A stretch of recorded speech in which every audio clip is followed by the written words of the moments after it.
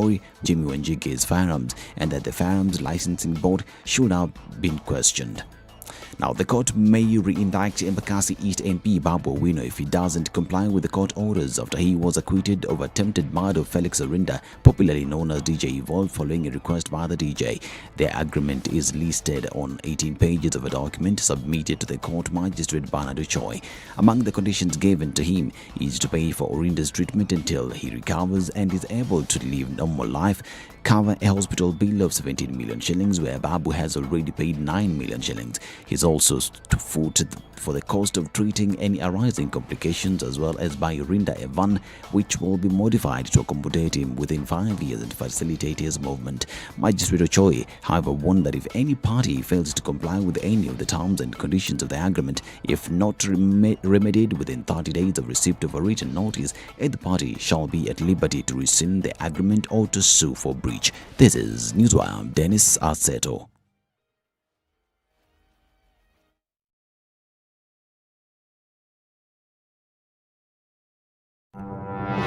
If I'm found guilty, there is no problem. I'm willing to serve.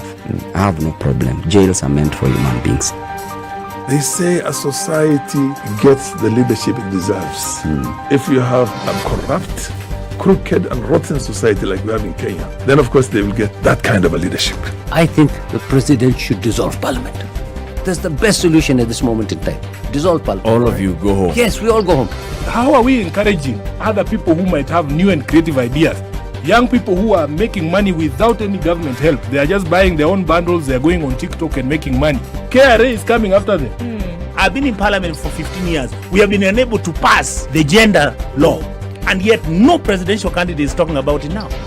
Because we are fake. The truth is, all the men refuse to vote for that law. What did Sonko do to Pumwani maternity hospital? Yeah, he with cleaned his it up. own money. Cleaned it with his own money. That was him as an individual. Yeah. And I did not say he was cleaning his own money. I was saying he cleaned Foot, mouth. Foot, mouth. Eric. Okay. The Situation Room, Kenya's biggest conversation. SpiceFM, Nyeri. Good morning. What does Thursday look like? A lot of rain in most parts of the city this morning, and that has already affected traffic. Started really early today, and already at 6 o'clock, we're seeing quite some of that on Mombasa Road, especially around Imaradaima. That's going to continue for some time. And as you get into traffic hour proper, we'll probably see that there will be more on the streets as we get through it. Uru Highway building up, Langata Road also, as well as Jogo Road getting into the city. Let's take a quick look at the Thika Superhighway, and that's building up, especially around the Pangani underpass. Coming out of Westlands, as usual, off James Gishuru onto Wayaki Way, that has already begun. Let's look at outlets when we check back in about half an hour or so. Not to forget, get in touch on SpiceFMKE on Twitter, text on 40127.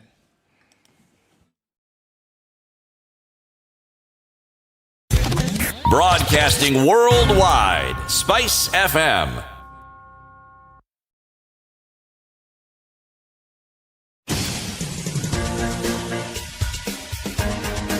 This is The Situation Room, the home of hard-hitting political commentary and penetrating insights about the state of the nation. This is a talk radio experience like no other. The Situation Room, a place for hard truths, debates, and elevated conversations. The Situation Room, witty, political, engaging, deep, controversial. In the room, we have C.T. Muga, researcher, academic, seasoned political observer, a fountain of wisdom in these politically uncertain times. Ndu Okoh, Nigerian by birth, Kenyan by choice, communications expert, Pan-Africanist, a truth seeker and believer in people power, and Eric Latiff, agent provocateur, the man in the chair, seasoned journalist, news hound, a man who believes in punching up, not down. All right, it's 9 minutes after 6. A very good morning to you. How are you doing? Welcome to Kenya's biggest conversation on the 16th day of December 2021. Happy Thursday, or first Friday of the week. City, how are you? I am very well, thank you, Newshound. Uko salama kabisa? Salmini. Very good. That's a very good thing. Ndu. Good morning. Good morning to you. How was your day yesterday? Fine, thank Rest you. of your day. Not bad. Not bad at all. Oh, just saying. Wewe haujapata hii hoba iko watu wadapata hoba? I am a vision of health. Watu wadapata hoba sada. Sada kila But also, bahati. naibridi. Naibridi. Then, of course, there's the issue of a cold studio. Yeah. Air conditioning. But nothing conditions more than just the air. Conditions your bones and your Yep. Conditions your airwaves. your nasal system. Conditions your joints. Huh? Yeah, there's apparently some bird flu that's going around. Doing the laps, we shall look at it. It's also been covered in the papers. Indeed. Influenza A. Hey, there's that outbreak. People are just down with the flu. It's bad. Flu. It is, and it's also being, related or rather joined towards the weather pattern that has changed. We've seen late onset of the rains, and just that cold weather front that now is making its way and going south. Yeah. So that's a contributory factor as well. Okay. But we'll look at that as well. Yes, we will.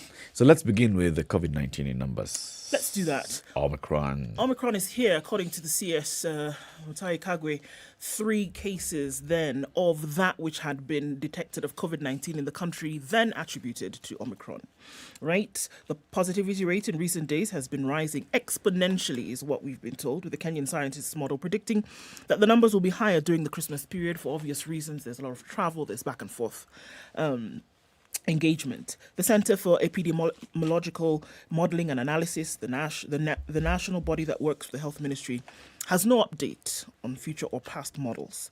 However, in Mombasa yesterday, the CS said that, you know what, I'm not going to be able to tell you whether we're going to go into a lockdown. I'm not going to tell you whether we're going to reintroduce curfew or anything like that. What I am going to tell you is that the numbers are rising. That we cannot run away from. The positivity rate in the last few days has tripled what it has been over the last 6 weeks. So there is cause for concern, and there is cause for, there is the need to be extra vigilant, he said. He also said over the next 2 to 3 days, we're going to watch the situation and then see what is then required to be done. Let's look at those cases. 799. We've not seen numbers like this in the country for the last almost 3 months. From a sample size of 7,527, it's just about 10% from that sample size. So it gives a positivity rate of 10.6%, the highest in a very long time. 1 recorded death in the country. And of course, with the 3 we've seen, the Omicron variant is here. At the same time, 23 million vaccines, 0.7 actually, have come into the country, and 12.3% of the nation has been vaccinated. So how many vaccines are available now?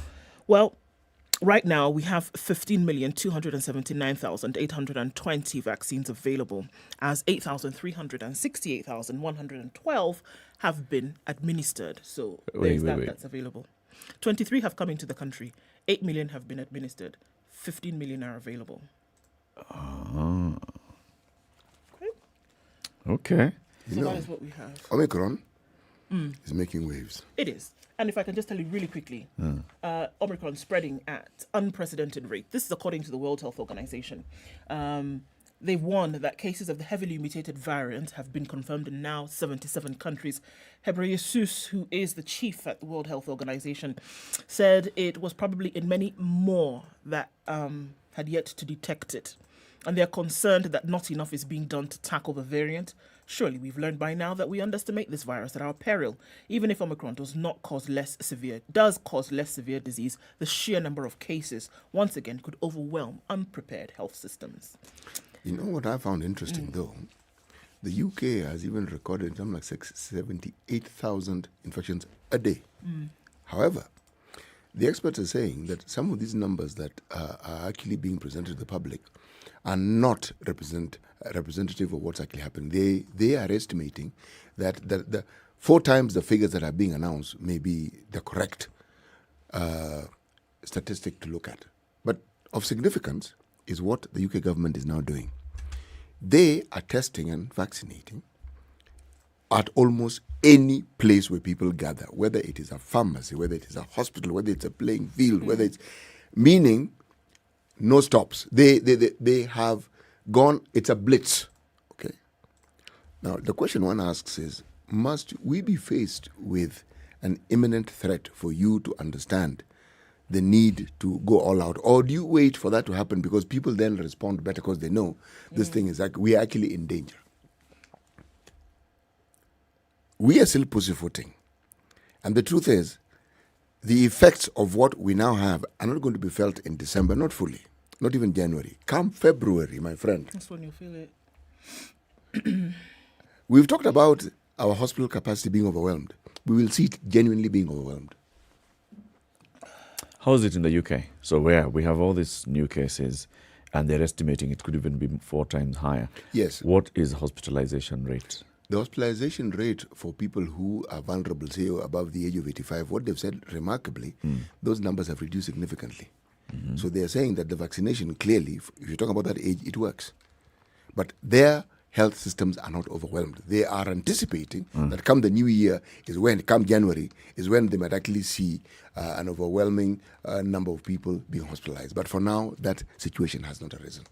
For now, is there a serious spike of the number of people seeking hospitalization? There is a serious spike of people who are infected, but people who have severe symptoms and so forth, the spike isn't there. It's just that the infections are there and the numbers are increasing. Which could be a characteristic of the variant and not necessarily a factor of the vaccine. Yes. 16 minutes after 6, Kenya's biggest conversation is live streaming on SpiceFM KE, YouTube, Facebook, and Twitter. Are you online? If you are online, say hello to us. We'll be saying hello to you shortly as we begin to take a look at the newspaper headlines. Good morning. This is the Situation Room, the only way to start your day. Spice up your life.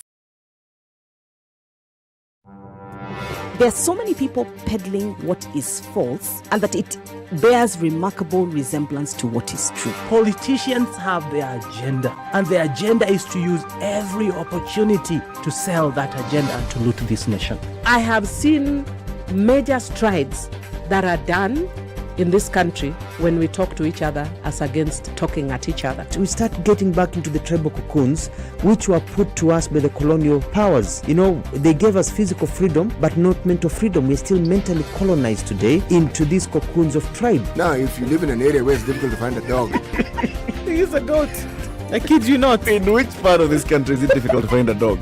So that you resort. Afande hii umbo yako iko na pembe. Hii ni umba special. This is the Situation Room, the only way to start your day. The rain is coming down in Nairobi at 16, highs of 24 and lows of 15. Clear conditions in Nakuru at 12, highs of 25 today. We see highs of 22 in Nyeri, where it's also raining at 14. Clear conditions at 13 in Eldoret, highs of 25 and lows of 11. It's clear in Mombasa at 24. That'll be today's low, going to highs of 32. And Malindi at this moment, raining as well at 26 with highs of 31 through Thursday. Kisumu is mostly cloudy at 20. That'll be today's low, going to highs of 29. And we'll realize highs of 31 in Kakamega, where it's mostly cloudy, currently at 17 with lows of 15. Mostly clear conditions in Kampala at 20, highs of 27 and lows of 18. It's raining in Dar es Salaam at 25, highs of 30 through today. Johannesburg clear at 13, highs of 21 and lows of 12, and it's mostly clear in Lagos for now at 27. We'll go to highs of 34 and lows of 25. It's a rainy morning in Kinshasa at 25, highs of 29 and lows of 23. Let's look out east into Beijing, where it's 4 degrees and sunny. We'll see highs of just 5 and lows of -8. It's cloudy at 7 in Paris, highs of 10 and lows of 5. 11 degrees and cloudy in London. It'll go to highs of 12 today. New York is cloudy still Wednesday night at 11. We'll see highs of 12 and lows of 10. You're done. Sugar and spice and everything nice, everything nice. SpiceFM. mature, intelligent talk every morning. Spice up yourself.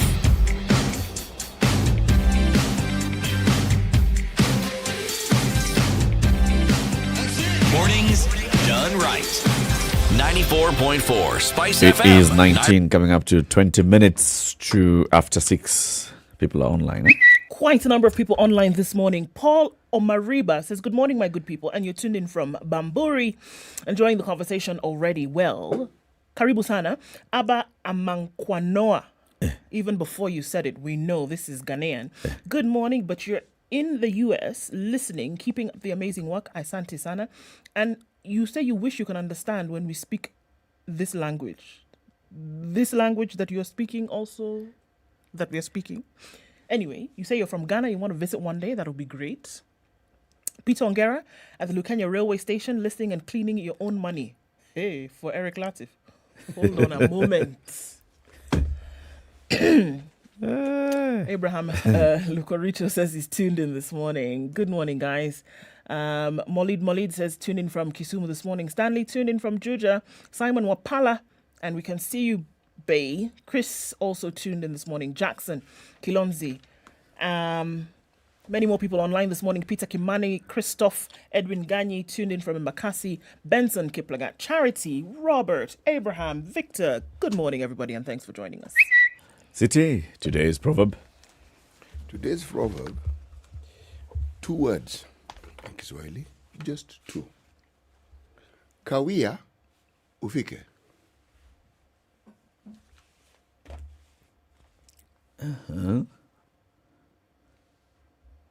Kawia is delay, kufika is to reach. Kawia, wait. Oh, wait. Wait. Okay. W-A-I-T. Wait. Got it. Yeah. Not W-E-I-G-H-T. Yeah, but when you said delay, and then it takes on a different meaning from wait. Actually, synonymous. You can wait for something, Yes, but if when- something delays you, Usage. right? It's a usage. So I'm wondering, which use are you using? It's a proverb. So, all usages What are you apply. usaging? Yes. What am I usaging? I'm usaging everything. Okay. That is the whole purpose. Because if there wasn't an element of, say, should we say, suspense and an element of question and wondering what it actually means, the proverb really wouldn't have the weight that it's supposed to have, would it? And it's 2 words. Kawia ufike. Ufike. Okay, now translate it directly now into English. Let me start with the meaning and then the translation. Okay. The meaning is that when you rush, when you hurry, there is no guarantee that you will actually achieve what you want. If you start early and you are in a rush, you may not necessarily reach your destination. So kawia means be patient, take your time, And you'll arrive. and you'll get there. Yes. Right. Hurry has no blessing. Okay. Okay. So let's look at the papers then. The Standard e-paper. Remember, you can get to read the Standard e-paper for 20 shillings every day. In addition to getting access to the Standard archives for 10 days, you also get access to free Sudoku and the free crossword puzzles. That is 20 shillings only for the Standard e-paper. What's in the headlines? Quite a lot. Okay, so let's start on the front page of The Nation. A KRA is to access cash in secret bank accounts. Okay. The taxman goes for Kenyans who have stashed billions of shillings in foreign countries, including and not limited to popular tax havens like Switzerland, Panama, the Cayman Islands, and British Virgin Islands, as government tightens the noose on tax evaders and beneficiaries of illicit wealth. Remember the Panama Papers? That whole story that came out and then kind of, got swept under the proverbial carpet. Seems like KRA has seen now that that is a way to get some much needed revenue. The National Treasury has, in a legal notice, disclosed that it is in the final stages of signing exchange of information agreements with multiple tax authorities across the globe, including popular tax havens such as the ones I had mentioned. These regulations shall come into operation on January 1st, 2022, according to legal notice signed by Treasury Cabinet Secretary Kuriatani. All Kenyan banks, trusts, and other resident financial firms, including local branches of non-resident financial institutions, will be required to report to the taxman information on foreigners' bank account numbers, names, addresses, residences, tax identification numbers, date and place of birth, and persons listed as its beneficiaries. KRA will then share this information with the participating countries and in turn receive from them information on Kenyans holding bank accounts in their jurisdictions. Where bank accounts are held by companies, information on registered owners of the entities will be reported. Also to be disclosed is the amount of money held in the accounts or value of some of the accounts and their surrender value if insured. For custodial accounts, the institutions will be required to report to total gross interest, dividends, and income credited to the accounts during the year and proceeds from sale or redemption of any financial assets credited to their accounts. They also require financial entities to review all existing accounts with balances of above $250,000 as of June 30th next year.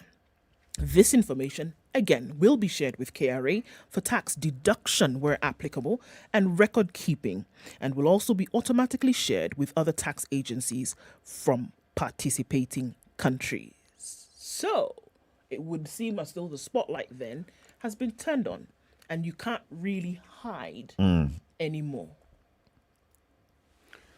Really? What is it exactly that they're doing now that they hadn't done before?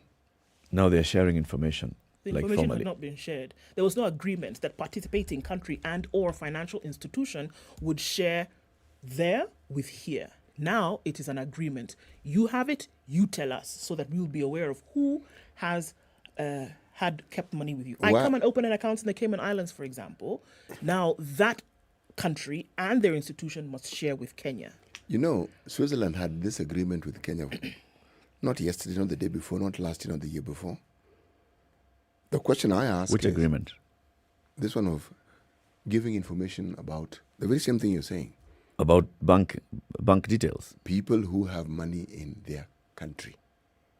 People from your country who have money in their country. It's a discussion that has been at the forefront for quite some time. And the understanding and where now it reached a bottleneck is, yes, there is money. There was President X who died, had tons of millions of...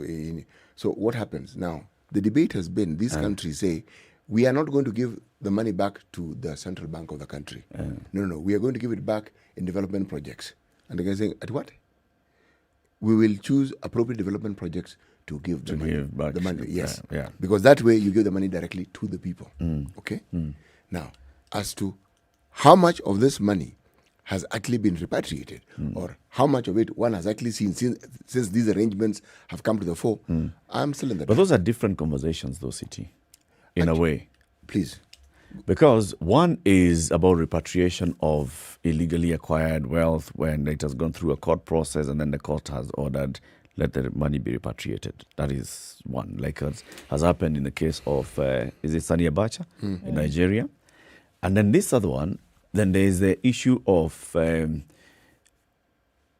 agreeing mutual legal assistance, which Kenya has, for example, signed with Switzerland, and saying that when the Attorney General of Kenya requests Switzerland to share some information, then Switzerland commits to aid in acquisition of that information. And then there is the OECD and the conversations around the OECD. And this is the Organization for Economic Cooperation and Development. Remember when we had Mr. Karanja here and he was telling us he used to head the OECD. That whole issue of discussions on tax and regularizing tax, having a global tax. Then there's now the issue of disclosure, not on request, but disclosure as normal.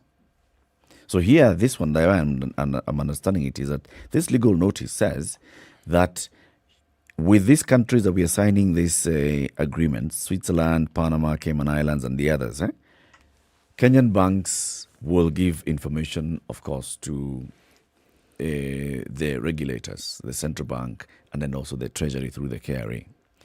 If you are a citizen of any of these countries and you are operating a bank account in Kenya, that information shall be shared. Also, if you're a Kenyan and you're operating a bank account in that country, it shall be shared. Okay, you hold this account in this particular bank, and these are the details. If it's a company, then who are the beneficial owners as registered in that country? I think it's a different progression of the kind of information that is being shared. And here it's about whether it's being shared automatically or whether it's being shared only upon request.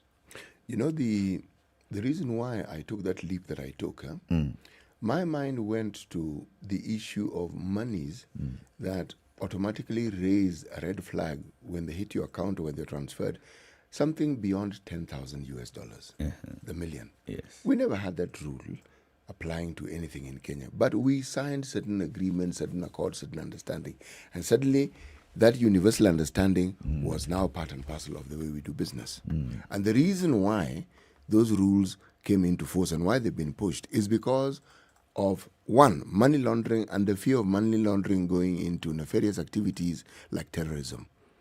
And believing that all these activities require a lot of money. So you keep tabs by looking at amounts and how it is they move around.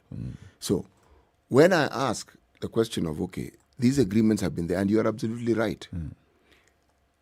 How much of these monies that we know have been stashed abroad? Remember, we were talking about, as of 2019, it was estimated that people who were supposed to have money in Kenya, there was an estimated 5 trillion Kenya shillings that was out of the country. I'm asking the question, beyond telling us certain monies haven't arrived in the country, how much have these countries received? And the countries where these things happen, it's not only poor countries, no. Even in wealthy countries, people, in fact, those systems were set up by people who actually have money in countries that are rich. But we understood at the time that these things are beneficial to us. These agreements, so far, what indication do we have that countries have actually benefited, countries like ours, that we've actually... What benefit are we going to derive from this? This is really what I'm asking, because the countries that are pushing this agenda are clear about how they stand to benefit from it. How do we benefit? We as KRA? We as Kenya. We as Kenya. Because KRA is Kenya. Yeah. So the people now who have money in these tax havens. Yes. And then we're giving the information, so what? Yes. That is really what I'm asking. So we've been told. We know. And then? So we know that City has X amount of shillings in this bank in this country. And this other one here, and this other one here. And then? And then? 28 minutes to 7. That's a very good question. Let's continue the conversation shortly after we take a look at the traffic. Good morning. This is the Situation Room, the only way to start your day. Spice up your life. No, you know, this wheelbarrow, how can you give people wheelbarrow? His party symbol is an umbrella. Is he distributing umbrellas in Makueni? Have you been told if we don't lock between 10 to 4, this is what we're saving? You try and call them, the same person who was in your house every day, because they know you are influential and you will give them votes. Call them after 1 month and see if they'll pick up their phone. Don't tell your member of parliament that you want him to come and build a school, you want him to come and do a hospital. That is not the work of the member. Now that we have devolution in this country, this resources should go to those devolved units. You have to have strong, independent institutions. And I mean, you have to have police who has the right to take the biggest town in the country and question, why did you do this and that, and send them to court if necessary. Joel in Kericho, good morning. Salama sana Eric, habari ya asubuhi. Salama kabisa. Mbunge wako ni nani? Anaitwa Seriousness Maritim, hapa ni Ainamoi. Seriousness Maritim, Ainamoi. Yes. Sasa ile juma nampambia yeye nini? Amalize aende. Asante sana. That's it. The Situation Room, Kenya's biggest conversation. All right, so traffic built up quite some on Jogoo Road this morning. Getting out into the city, that looks like it's going to take some time to get out of. Industrial area also, we're looking at that connection then, going towards Lungalunga, Likoni, and then onto the Likoni interchange on Mombasa Road, moving quite slowly. Langata Road also, that started early as well. Uhuru Highway out into the city, some traffic and building up as we go along. Thika Superhighway also, more traffic now snaking out towards Survey. Coming out of Westlands also, that started really slow, jam-packed situation, then going towards Waiyaki Way. But don't forget, you can use the Red Hill Link Road. And we've got to remember, it's dark out, darker than it normally is at this time, and it's raining. So guys, please be extremely careful as you traverse these streets this morning. Let us know just in case you bump into something. SpiceFM KE on Twitter, text on 40127. Let's keep things moving while being safe.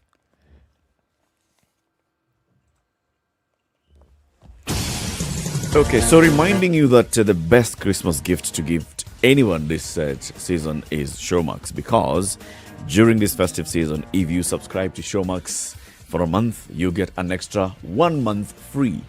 Subscribe for 1 month, you get an extra 1 month free. In whatever package, there are 4 packages. There's a Showmax Mobile for 300 bob. There's Showmax for 760 bob. There's Pro Mobile for 1,050 and Pro at 2,100. Now, what's the difference? Showmax Mobile just gives you access to this children's content feed. What are they called? Movies, documentaries, series, and all. And Showmax gives you that on bigger screens as well. Higher quality. Pro Mobile gives you access to all what I've just said, plus live sports on SuperSport and live news as well. And Pro gives it to you on higher quality, which you can play on your smart TV. So choose your gift and gift yourself or gift somebody. Showmax. Just go to www.showmax.com. Spice FM, Malindi.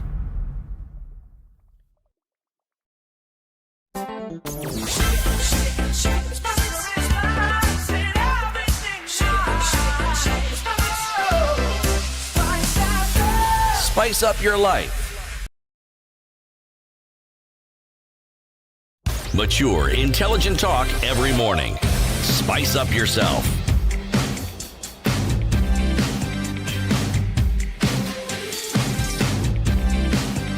It's 24 minutes to 7. Right. What is Babu Owino's actual name? John, remind me. Paul Ongili, is it? Or is it Peter Ongili? It's definitely not Peter. It's Paul Ongili. Right. So the MP, apparently now the details are out on what they agreed, what they presented before the magistrate in Nairobi the day before yesterday. And what now made the magistrate say, it's okay, I strike out this case from our records. Inside Babu's track deal with DJ Evolve. And this is covered on page 8 of the Standard today with some nice graphics on the front page.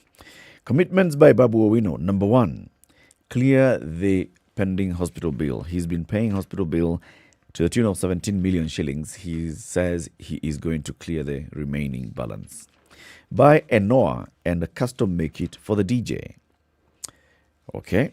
Pay in advance 2-year rent, water, electricity, internet, and medicine for the DJ. Buy a house for the DJ and register it in his name and that of his parents. Build the DJ another house in Utawala. Pay nursing home costs until DJ Evolve recovers. Set up a DJ academy. Those are many commitments. It's an 18-page deal between Embakasi East MP Babu Owino and Felix Orinda, a.k.a. DJ Evolve, that set the lawmaker free from the grips of the law. A magistrate's court acquitted him after Orinda withdrew his complaint. This price of that acquittal is quite hefty. This agreement, filed on condition for withdrawal, reveals the extent to which Babu has to dig into his bank accounts to ensure that Orinda recovers and lives a comfortable life after the club shooting incident. But the MP sought an assurance from the DJ and his family that they will not lodge any other complaint in the future. So the commitments by DJ Evolve: 1, withdraw the criminal complaint; 2, to never file another complaint relating to this incident; 3, to ensure that the criminal case against Babu is terminated; to acknowledge the support by Babu, to know it's the best for Babu to concentrate on facilitating the medical costs as opposed to dividing his attention between supporting DJ Evolve and sorting out the criminal case. That the family acknowledges that the DJ's best interest is not the court case, but his recovery and peace of mind. That both of them, the DJ and the MP, acknowledge they were friends and they'll continue to be so. So, what are the safeguards? If any party fails to comply with any of the terms and conditions of this agreement, and such failure, if capable of remedy, is not remedied within 30 days of receipt of a written notice of such failure from the party in breach, either party shall be at liberty to rescind the agreement or to sue for breach, and indeed, if the breach is on the part of the offerer, that is, Babu, then this agreement shall be admissible in court as an admission of liability. Basically, he's tied himself in and said, if I do not come through on any of these things, you're free to go and sue me in court. Institute a civil case now on breach of contract, breach of agreement. It's effective from the date that the criminal case was withdrawn. Hey. Commitments are... Is that hefty or is it not? There's a lot of commitments there, for sure there are. If any party fails to comply with any of the terms and conditions about such failure, if not remedied within 30 days, that's what we're looking at. You were supposed to pay for rent, okay? We're in arrears. We write to you and remind you, boss, rent. Within 30 days, if you don't remedy, if you don't show any attempt at remedying this, we are at liberty to take you back to court. On the other hand, if DJ Evolve institutes another criminal case, then Babu Owino is at liberty to rescind. This is heavy. It's like he's gone through the whole case and basically this is the punishment. Buy a house, pay rent, buy a car, modify the car, pay the entire hospital bill, pay nursing home costs, set up a DJ academy. It's a lot. It is a great deal. And you have to ask the question, let us say, for instance, the matter had gone to the point where the judge, the magistrate, was now issuing an edict. Would it have come to this? Would it have been this heavy? Yes. It's a question that one must ask. Because if you are looking at adequate restitution, what do you think would have happened? And if indeed it had ended up in a jail term, and you balanced it well yesterday, jail term of this period of time or this, do you imagine that the details of what we're now seeing would have been reached by the magistrate? I actually think not. I also look at it from a different angle as well.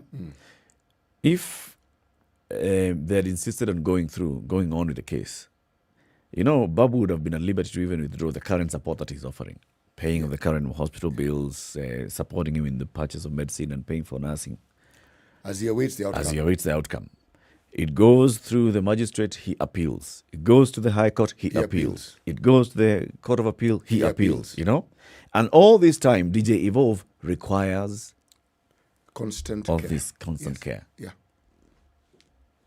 So what's better? What's the best for Evolve?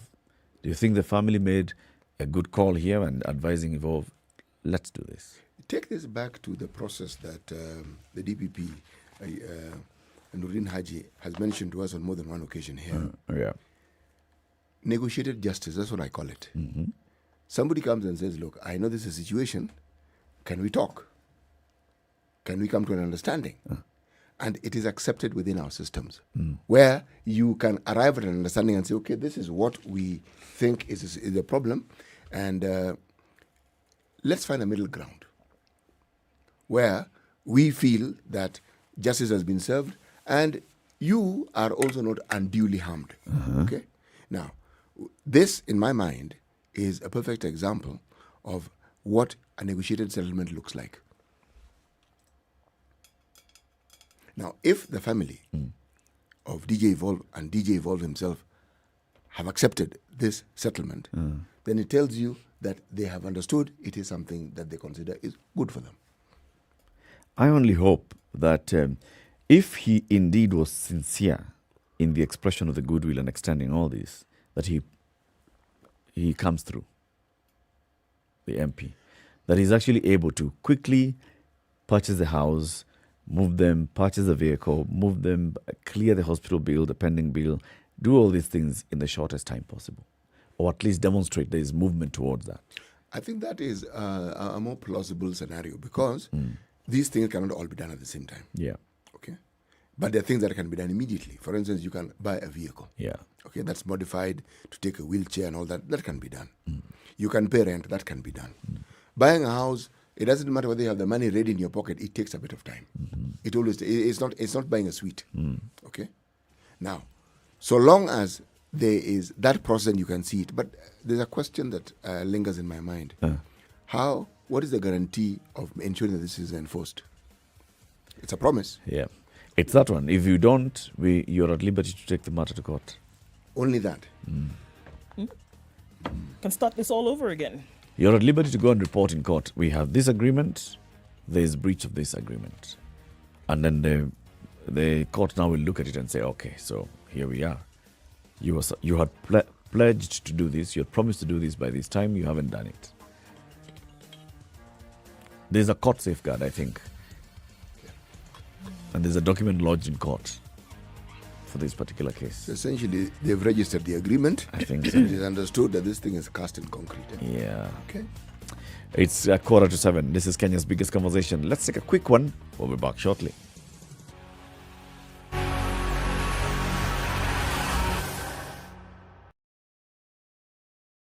SpiceFM. It's getting hot in here. Oh, everybody steals. It's better a thief who brings something small back.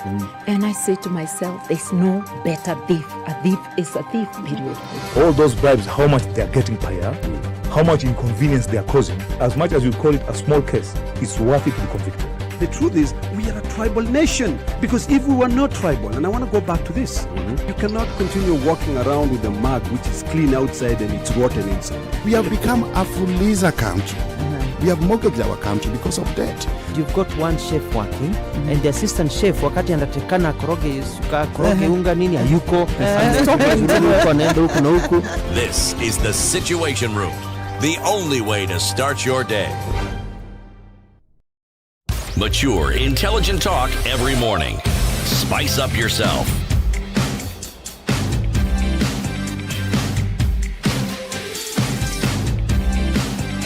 Mornings done right. All right, it's 13 minutes to 7. It continues. What are you looking at, City, in there? I am looking at something that has brought a smile to my face. Nairobi Kisumu train resumes with 600 shillings fare. Yes. 600 from Nairobi to Kisumu? Yes. We're outside. Yes. Nairobi here brings your Kimau. Nairobi here. Just so we are clear. We're going outside. Nairobi. Passenger, so long as it is in the environment of Nairobi, it is Nairobi. Even if it's towards Kajiado, it's still Nairobi. Even if it's towards Limuru, it's still Nairobi. Passenger train services on the Nairobi Kisumu line will start tomorrow after more than a decade, offering competition to public service vehicles that have dominated the Western Kenya route. Kenya Railway Corporation Managing Director Philip Mahinga said yesterday that commuters traveling from Nairobi to Kisumu will pay, listen to this one, 600 shillings fare on second-class coaches, second class, and 2,000 on first class for the 12-hour journey. Meanwhile, it's already booked fully. Completely. Released and Fully taken. booked. Yep. Full. By actual people or by agents? Humans. Well, both, I'm sure it's Remember both. what happened in the first time also? The Madaraka Express was unveiled. Agents. People want to travel for Christmas. Yes. They want to big go time. outside and they need 600 bob and you'll be there in 6 hours. And more importantly, it's scenic. Right. Where the fares are already upwards of 2,000 shillings and in the next couple of days they'll be at 2,500 for the buses, right? Then somebody's saying 600. You can go and come So twice. Nairobi Kisumu by bus, how much is it? Right now it's 2,200 shillings. 2,200s. 2,000s. What? And now second class, which is a very good. I mean, it's 600 bob. Yes. This is same second class Now, this of bus that I'm talking about is your major one, so I'm not talking about when you enter into the sea that is Machakos bus station and you can find any kind of rickety bus that will take you where you're going. I'm talking about big brands. Eh. The ones that now will call themselves second class. Yes, where you sit on your own chair. Or where you sit. On your Period. own chair, and it's yours. Where you By sit. yourself. Yes, and the seat can move backwards and forwards. There's some which can move sideways. Haven't seen them yet, but I'm told they exist. Okay. How much is for first class?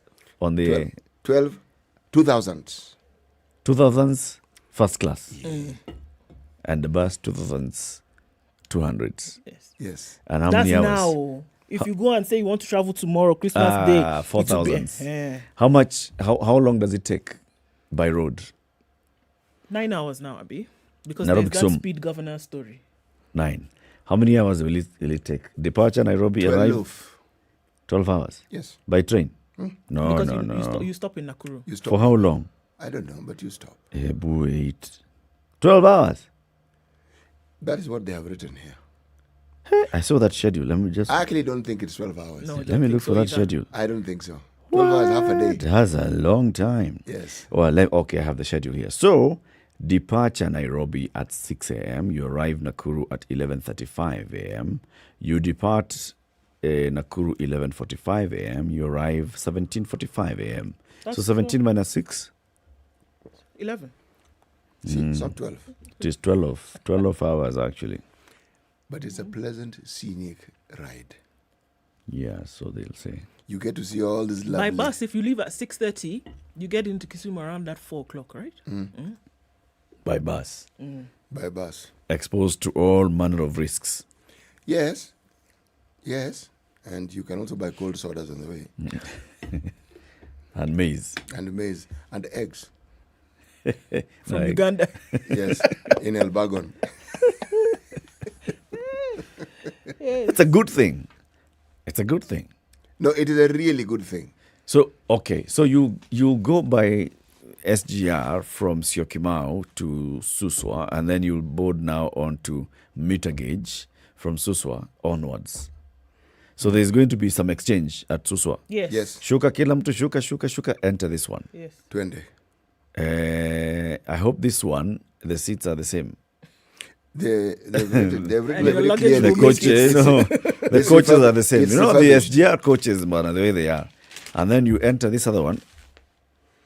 Refurbished, Baba. Okay. So it's a good thing.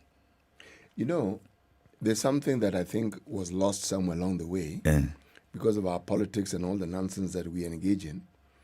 When the railway was being built, one of the things that people perhaps do not know, for the railway to be built, there needed to be a road running parallel to it. Because supplies for building the road needed to travel by road, not by rail. Okay? And that is why you will find that our railway lines and the road network and what you call the infrastructure that also supports it, they're alongside each other. Yeah. So when you hear stories like Way Leaf, when you hear stories about future expansion plans, it took into account a clear understanding that the railway and road were complementary modes of transportation or avenues for transportation. Okay? Unfortunately, when the SGR came in, that whole discussion got lost and the discussion became SGR. Instead of the discussion becoming rail and road and the complementary nature that both avenues offer. Yes, we've been consumed with the SGR story, the cost and what has, to the point where we even forget that actually the SGR actually serves a good purpose and it is a good thing. Yes. Okay. So maybe DCI Kinoti will not have to spend Christmas in prison. And the Was court he of- ever going to spend Christmas in prison? Look, these guys are with a dog on with a bone on this thing, right? However, the Court of Appeal, because of course it was appealed, has saved the Directorate of Criminal Investigations boss George Kinoti from arrest and subsequent jailing. The court yesterday suspended a warrant of arrest issued against him by the High Court for failing to present himself to the Committee Maximum Prison to serve a 4-month jail sentence. Kinoti was jailed, blah, blah, blah.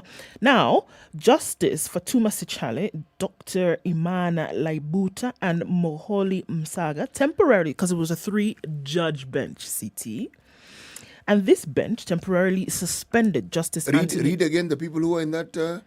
Judges Fatuma Sichale, Dr. Imana Laibuta, and Mboholi Msaga. Okay. They comprised the 3-judge bench. And they said that they have temporarily suspended Justice Anthony Mrima's warrant issued until April 1st next year. Might be an April Fool's joke.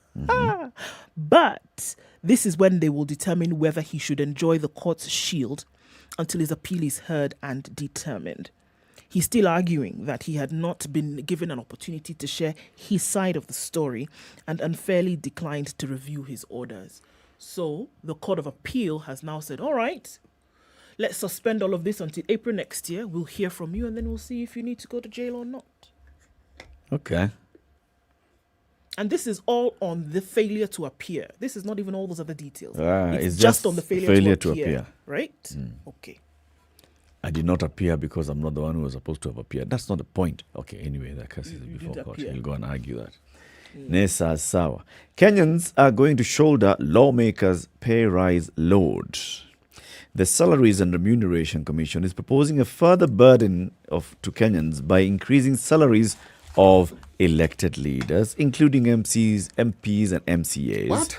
Even as it claims to have frozen pay increases for civil servants until 2023. There must be some logic behind it. In the latest proposal by the SRC on salary reviews for state officers between 2021 up to 2023, the Commission proposes to increase MP salaries by at least 14% and those of other parliamentary officials such as speakers and their deputies. In the proposals, which are released on Tuesday for public participation, the Commission proposes to have MPs and senators paid a monthly salary of 710,000 shillings only, up from the current 621,000 shillings, 250. This would mean that the 410 senators and members of the National Assembly will earn 36 million more each month, pushing monthly salary costs to 291 million shillings. With majority and minority leaders also going to earn 11,000 shillings more per month, speakers getting 10,000 more and the deputies 8,000 more. This raises the annual wage bill for Parliament by 14%.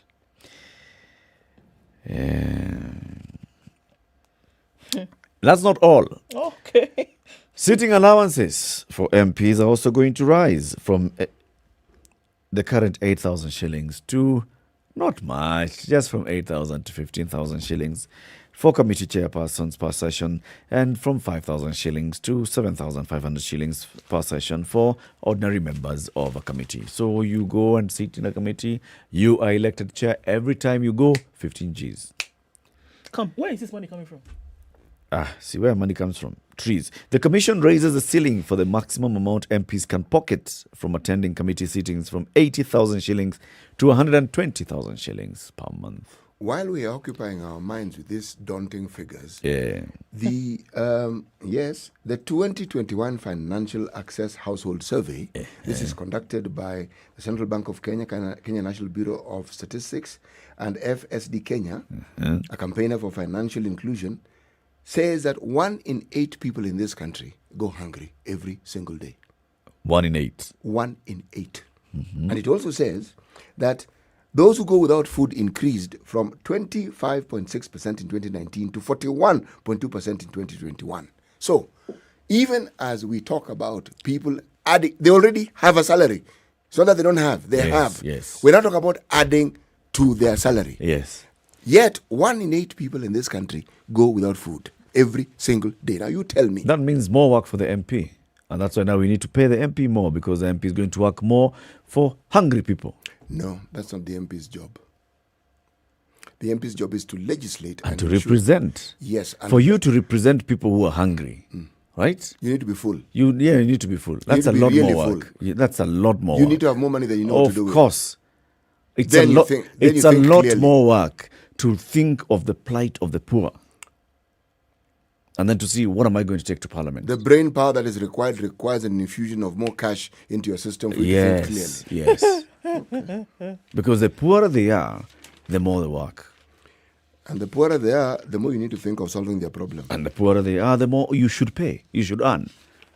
Because you're representing all these poor people. Because you're representing the and poor. carrying all their burdens. So in order to carry these burdens effectively, you need more money. So make sure you stop being poor. Because the more you continue being poor, the more burden you're giving to your MP. And the more burden the MP has, the more money the MP will demand. And for you to pay them for representing you. It works like that. It's logic. It's one after the other. Okay. You know, that logic, my friend. Okay. Misawa. We'll leave it at that. Keep it right here for more conversations. This is Kenya's biggest conversation, looking at the absurdity of the very many things that are taking place in this country today. We'll look at that, by the way, in greater detail, City, because that is alarming. That is alarming. We are talking about more and more people being unable to actually fend for themselves. And we're talking about very many other things with a budget that's surpassed 3 trillion shillings. Kenya's biggest conversation. A very good morning to you, 7 a.m.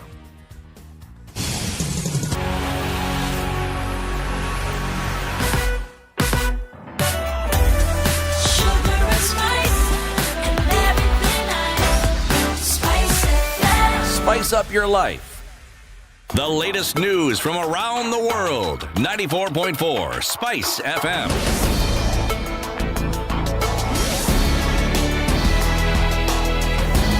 Details Newsround on 6. Health Cabinet Secretary Muthui is calling on you to get vaccinated to protect yourself against COVID-19 even as the country reported 3 cases of the Omicron variant.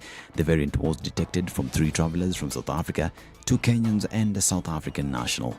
Kagwe warned that the Omicron variant, which was first detected in South Africa, could be a dominant variant in the coming days. We are not forcing anybody to be vaccinated. However, we must recognize that internationally there are mitigating measures that have got to be followed. For example, when it comes to airlines, when it comes to trains, when it comes to buses, internationally, that is what is happening now across the world. If you go to Italy tomorrow and you want to go to a restaurant, you will have to show that you have been vaccinated. This is the practice elsewhere, and that is what is going to happen to our country as well. Whether we like it or we don't like it, the inconveniences are there, but they are necessary inconveniences. It is necessary because we are trying to stifle the whole spread in the country.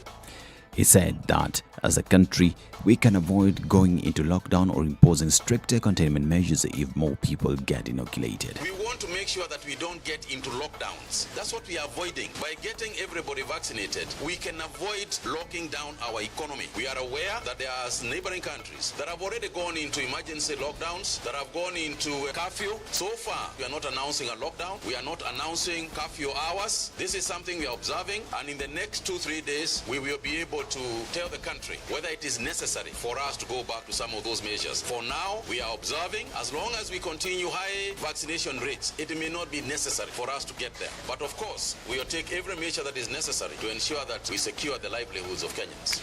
Now, Chief Justice Martha Koome has called on the East African states to build strong judiciaries to secure the rights of citizens, especially the vulnerable, within their jurisdictions. Speaking during the joint symposium of the East African Judicial Education Committee and the East African Chief Justices Forum, Koome said that courts have a role in the construction of socially just states and societies as envisioned in the Constitution.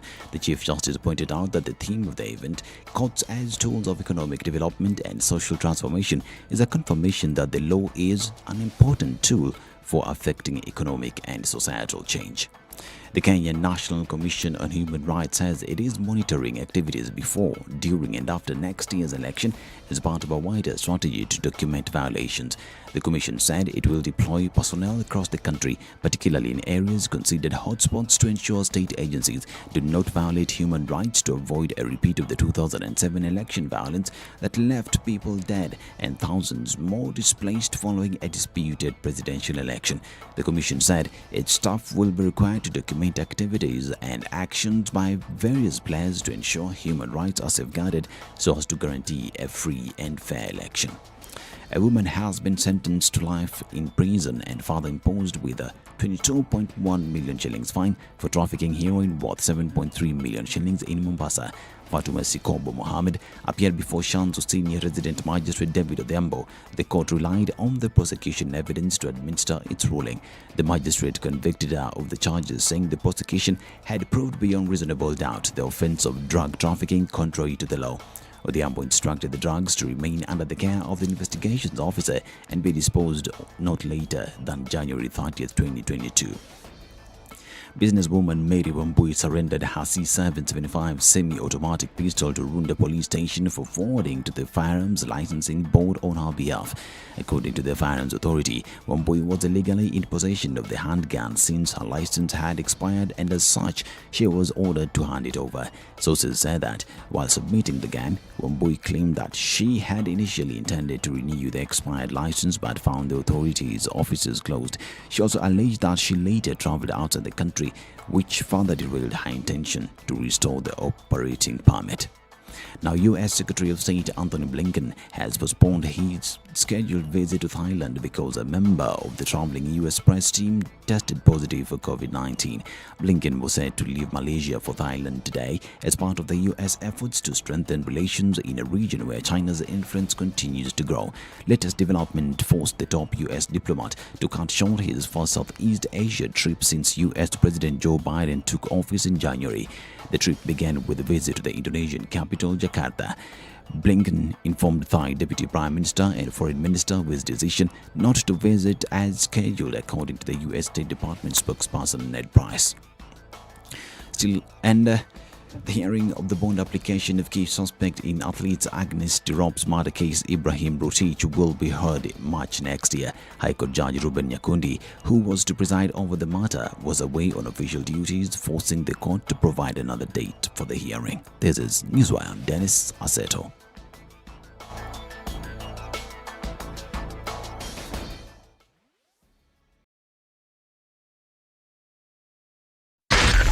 SpiceFM, Nakuru. All right, what are we looking at? A few minutes after 7 o'clock. Still a lot of traffic on the roads this morning, and that has built up significantly so because of the rain that we see coming down in pelts in some areas. The industrial area circuit of Jogo Road, Lunga Lunga, Likoni, and then Lusaka, that's a problem this morning. And we're also looking at Mombasa Road and that Imara Daima stretch in and outbound traffic. Langata Road also piling up quite some. Uhuru Highway, little pockets here and there where the roundabouts are. Thika Superhighway is what's taking the largest hit, the biggest hit this morning, way beyond the Outer Ring Junction. Quite some traffic there. As well as Kiambu Road this morning, getting into the CBD. For once this week, Muthaiga Road is clear, not too much of an issue, and just a little bit here and there on Limuru Road. Okay, what else are we looking at? Juja Road also quite packed. A lot of folks getting into the city that way. The eastern side of the city already building up with quite some traffic this morning. So it looks like it's going to be that Thursday. Coupled with the rain, it's going to ask folks to be extremely careful. We've seen a few fender benders already. Certain parts of the city, please be careful. And folks are saying on Thika Superhighway, do not use the service lane because you will get stuck. It'll be jam, jam, jam, and no butter. SpiceFMKE on Twitter. Get in touch with us there. Text on 40127. Let's keep things moving this morning.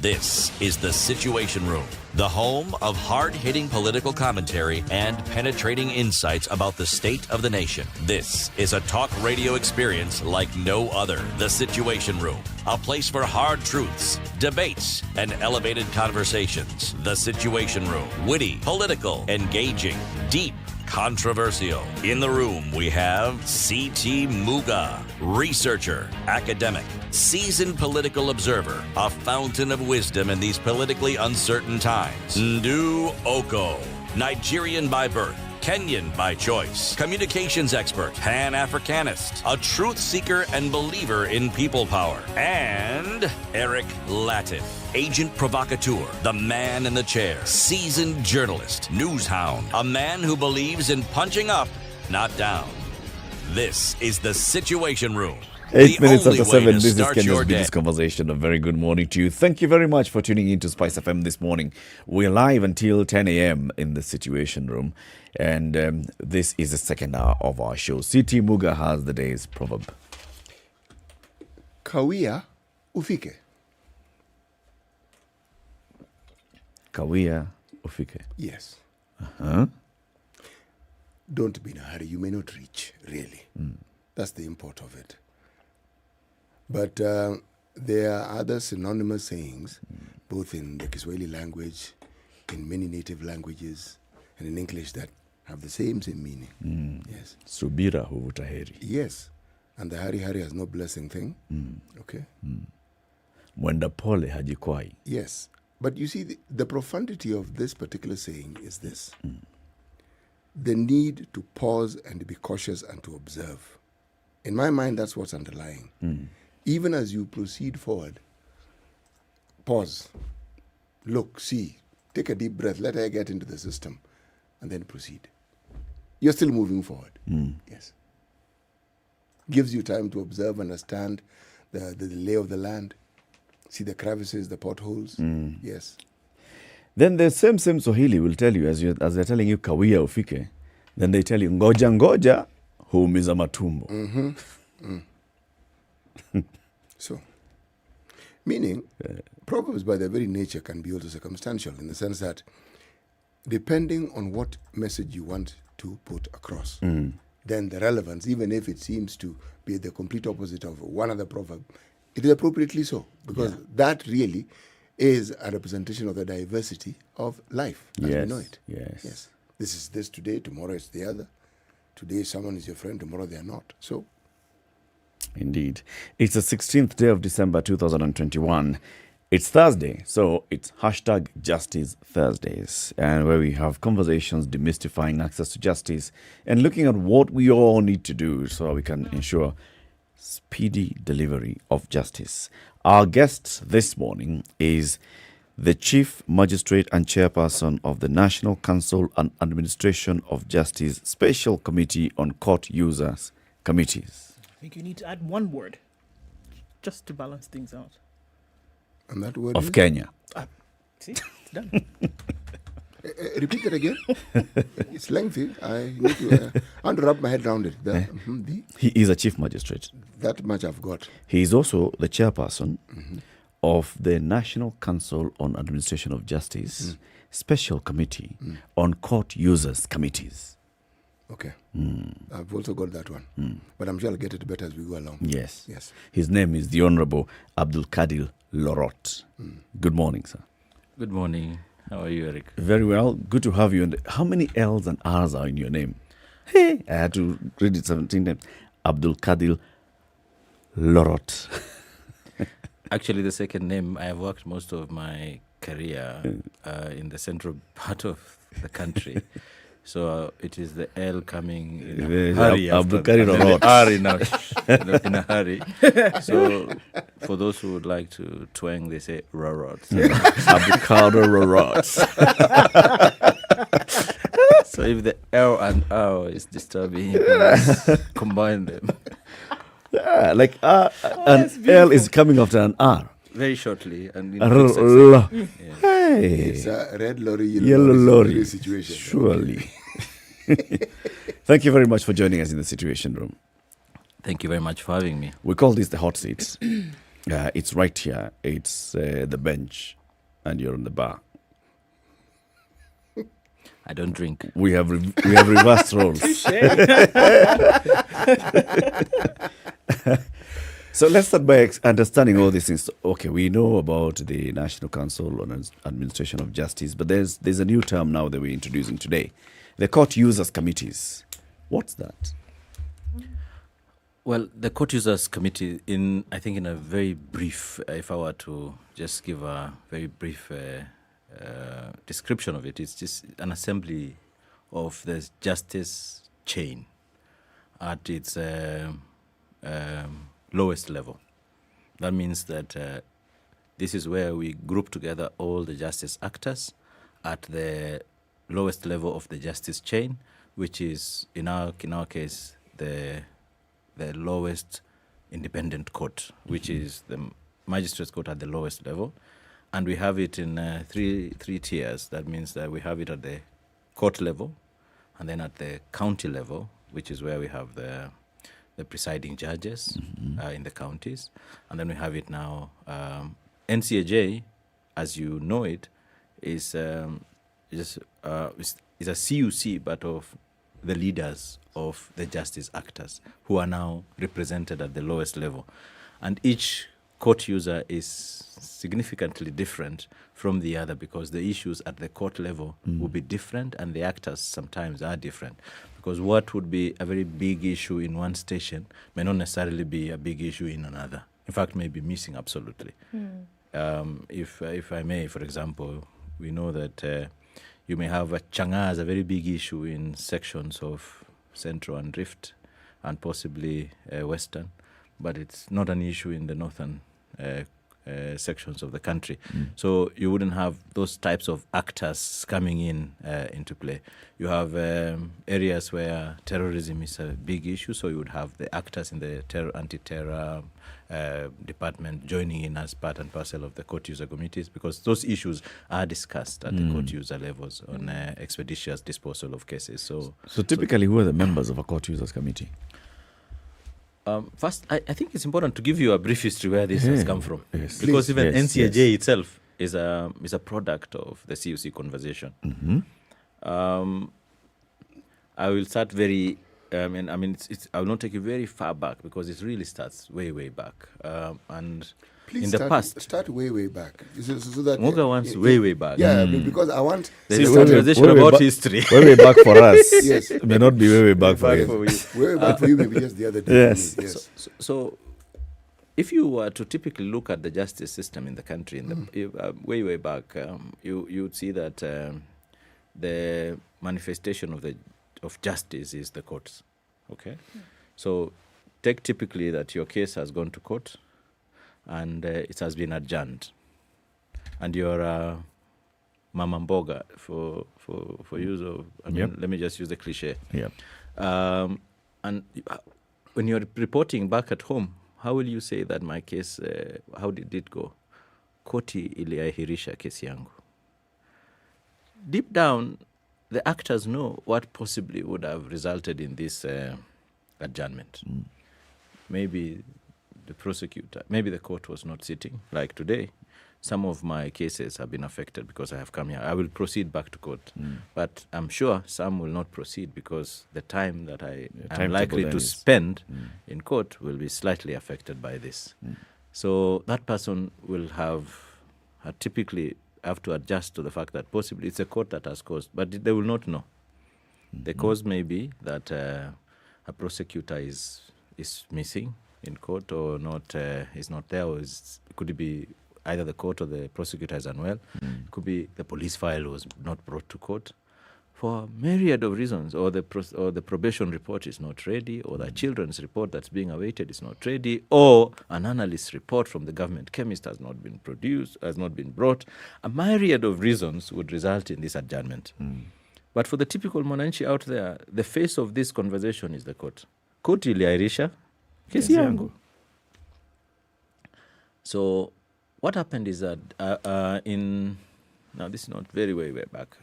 So typically the actors in the justice chain did not have an engagement platform. So we would not know the challenges each actor is facing in the discharge of their specific mandate towards achieving justice. So we were all cluttered in our own silos. So in 2003, we can have a new government. Kenyans were considered the most hopeful nation on earth, and we have Kibaki as our president. And the first, I think what happened is that our then Chief Justice, Bernard Chunga, had to resign. Yes. Specific reasons, I think, is in the public domain. And then the highest ranking judge of the court at the time, the highest court was the Court of Appeal, was Justice Evans Kisheru. So he was the highest judge at that level, and then he was appointed Chief Justice by President Kibaki. His first task business is to clean up the court.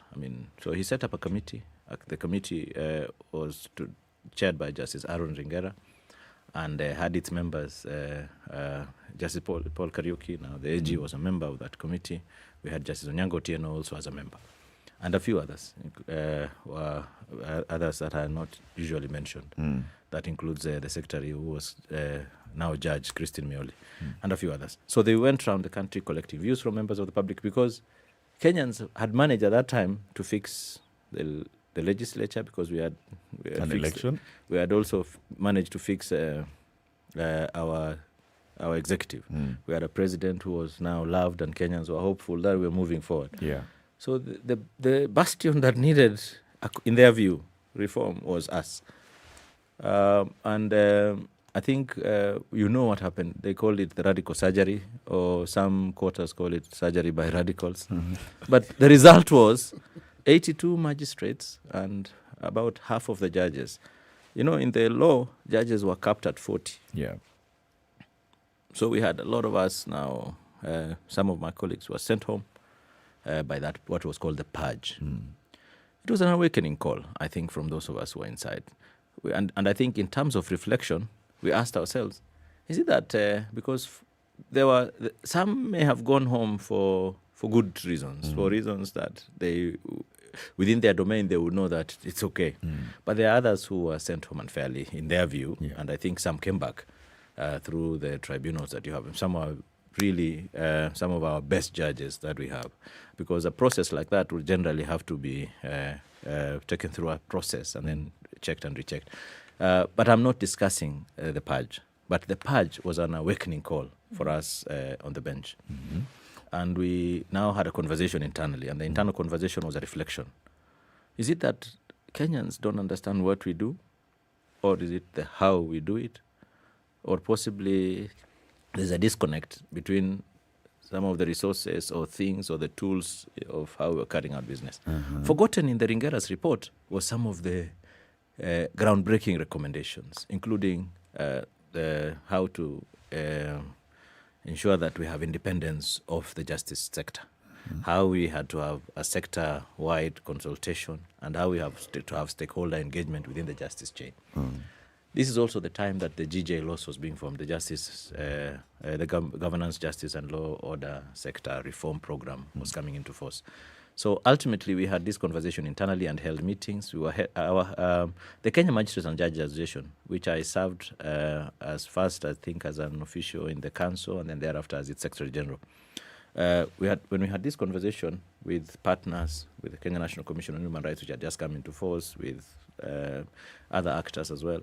So we developed what we call the transparency and accountability mechanism, which were in threefold. The first one was a peer-to-peer mechanism, a peer review, as we call it. And then the second one, we piloted what was called a citizen dialogue card, and which was piloted in 14 court stations. And this pilot was, it's like an exit poll of your experience in the court. At the end of your court session, what is your, so at the end of a session or at the end of a case? At the end of a session, not a case, every session. So, and then we even had someone employed to now mine this data for purposes of seeing what the data would speak to us about. And then ingrained in this was also the first Judiciary Open Day, which was held in February of 2007, where all judges across the country and all magistrates across the country congregated at the Kenyatta International Conference Center, and then we displayed for the public all our divisions, all our things, what we do, and then we had a conversation with the public. The Kenya Magistrates and Judges Association had a tent, and in the tent we carried a survey. We had actually, through the help of GIZ, then it was called GTZ, they helped us have a consultant, and the consultant was to take data from the public. Anybody who was just passing by. No, passing our tent. Our tent was very popular because this is where all the judges and magistrates are represented. And we had thought that the public complained a lot about integrity issues, but at that time, the results was displayed in a pie chart, and it showed that nearly 90% of the complaints were about what we now call case resolution. I mean, case backlog. So like the turnaround of cases from inception to conclusion, the turnaround. There were cases that had been in the system and have been in the system for years, decades. Some even before the sitting judge was born. I mean, and this is serious. So that's interesting that you say that, because then my question would have been, with all this information that has been collected, I mean, we're talking about months and months. This is history still. Right. There was action now after that.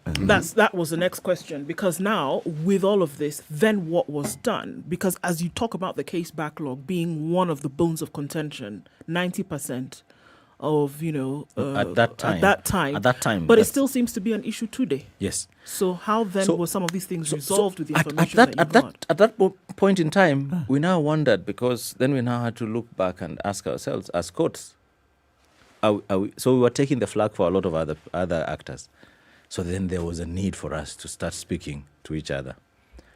Then one of the accountability mechanisms that we developed was court user committees, to start at the smallest level, at these piloted stations. And our Chief Justice was then in Nakuru, and she was one of those who spearheaded the court user committees in Nakuru.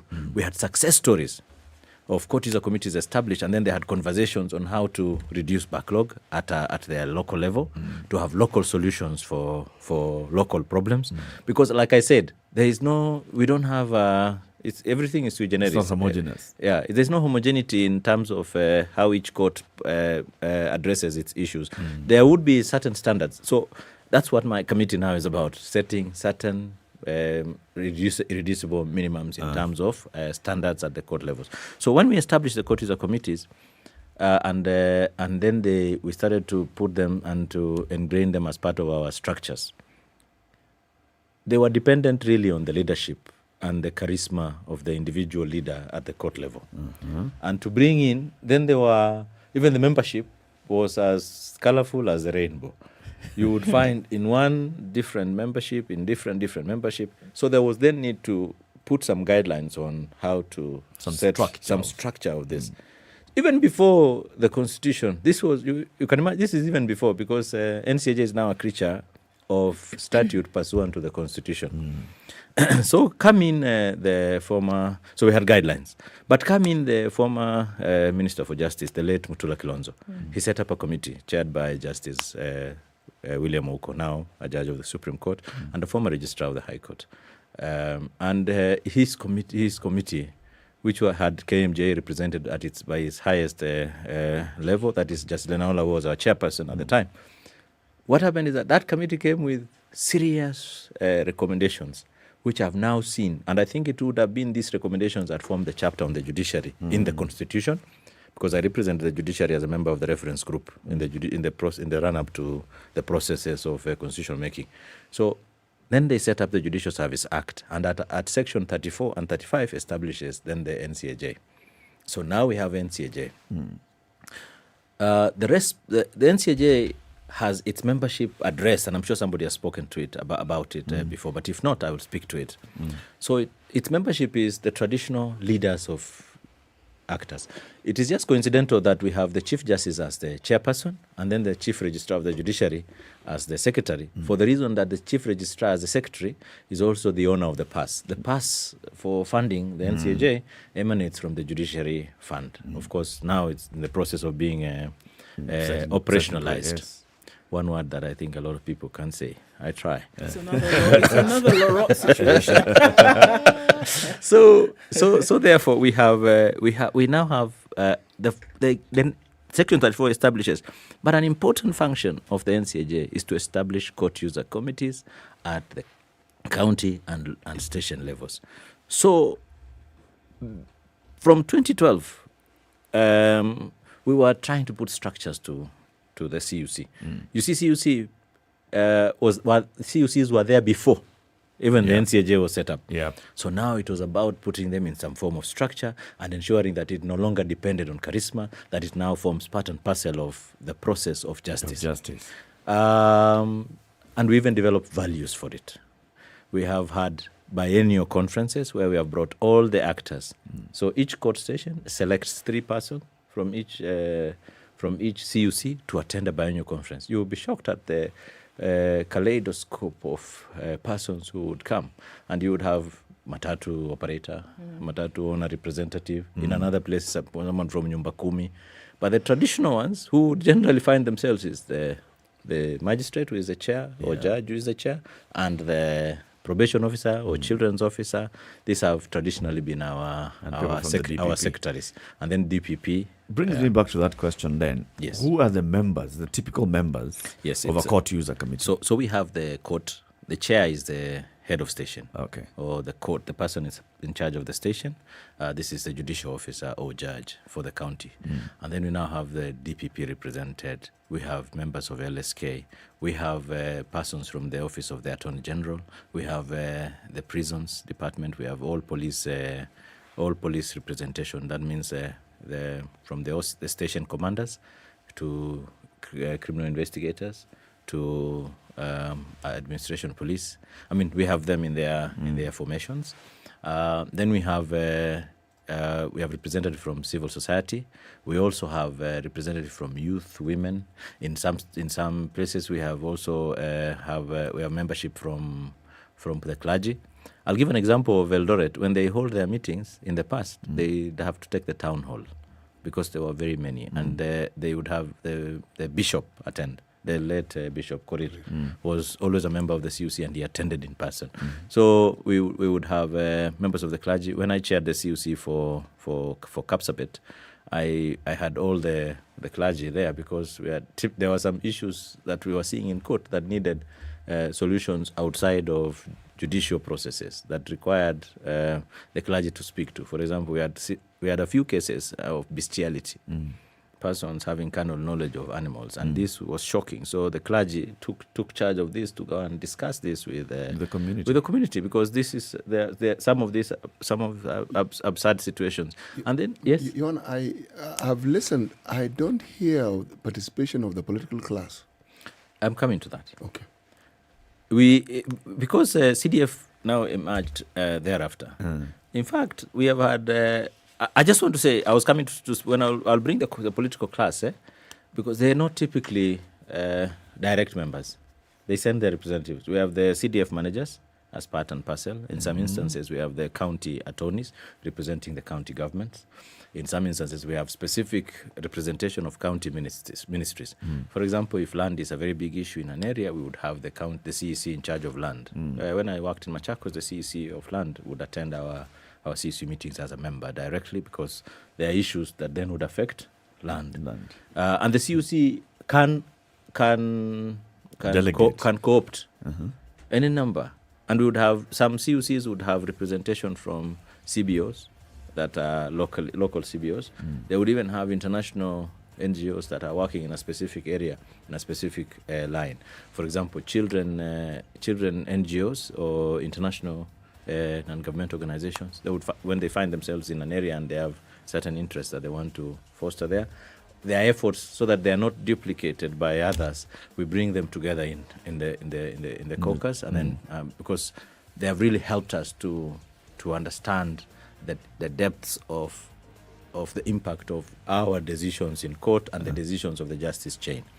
We call ourselves the chain because we think that we are chain linked, and our success is dependent on how we hold each other's hands. And like they say, a chain is as strong as its weakest link. That's another proverb for the day. We will try so much to look at where our weak link is and fix it, and fix that, and not point fingers, because then we would then work. Your weakness is my weakness. My strength should necessarily be your strength in the justice chain. Right. So let's take a break at this point.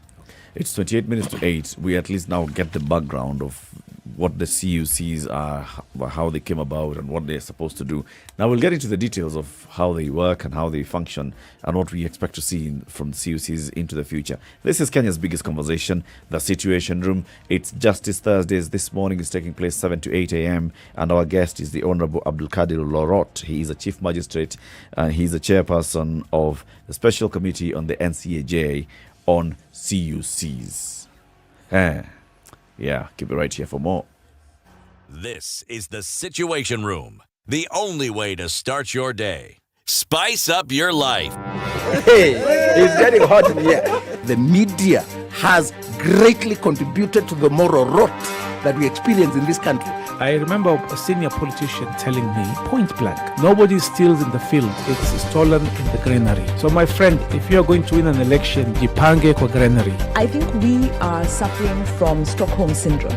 Our violator and abuser is also our redeemer in our mind. The whole political class, the whole political institution is rotten. It is based on ideals that cannot progress our country forward. This is the Situation Room, the only way to start your day.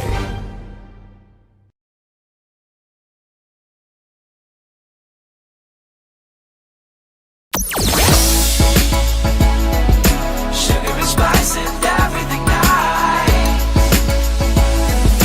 Spice At 16 degrees, the rain continues Spice in up. Nairobi, highs of 24 and lows of 15. It's clear in Nakuru at 12, highs of 25. And we're looking at light rain in Nyeri now at 14, highs of 22, 13 degrees and clear in Eldoret, highs of 25 and lows of 11. In Mombasa, it's clear at 24, highs of 32, and the rain continues in Malindi at 26. We'll go to highs of 31. Mostly cloudy conditions at 20 in Kisumu, highs of 29, while in Kakamega at 17, it's mostly cloudy, highs of 31 and lows of 15. It's clear in Kampala this morning at 20, highs of 27 and lows of 18, while Dar es Salaam continues with rain this morning at 25. That'll be the low for today, going to highs of 13.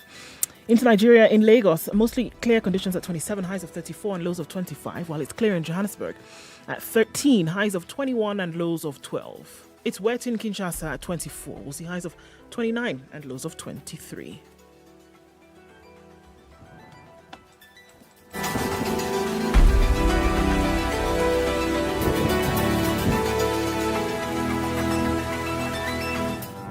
I hope you don't believe that Hustler is a poor person.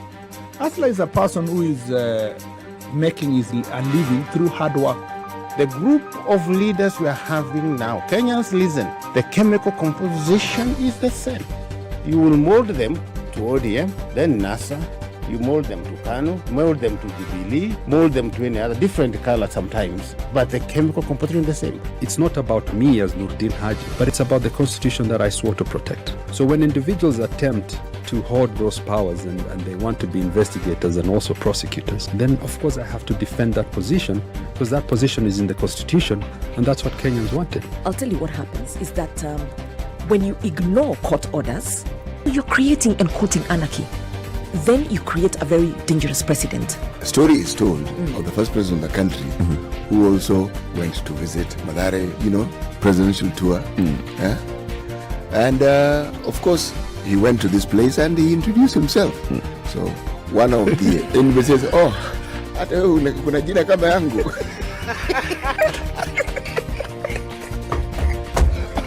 The Situation Room, Kenya's biggest conversation. Definitely packed in the city this morning. Jogoro definitely will give us that bit of a headache today. Because of the rain from Mombasa Road as well, we will see that it continues right around that Imaradama stretch, traffic building up all the way from Sabaki out towards the SGR today. Langata Road already taking a hit very early this morning.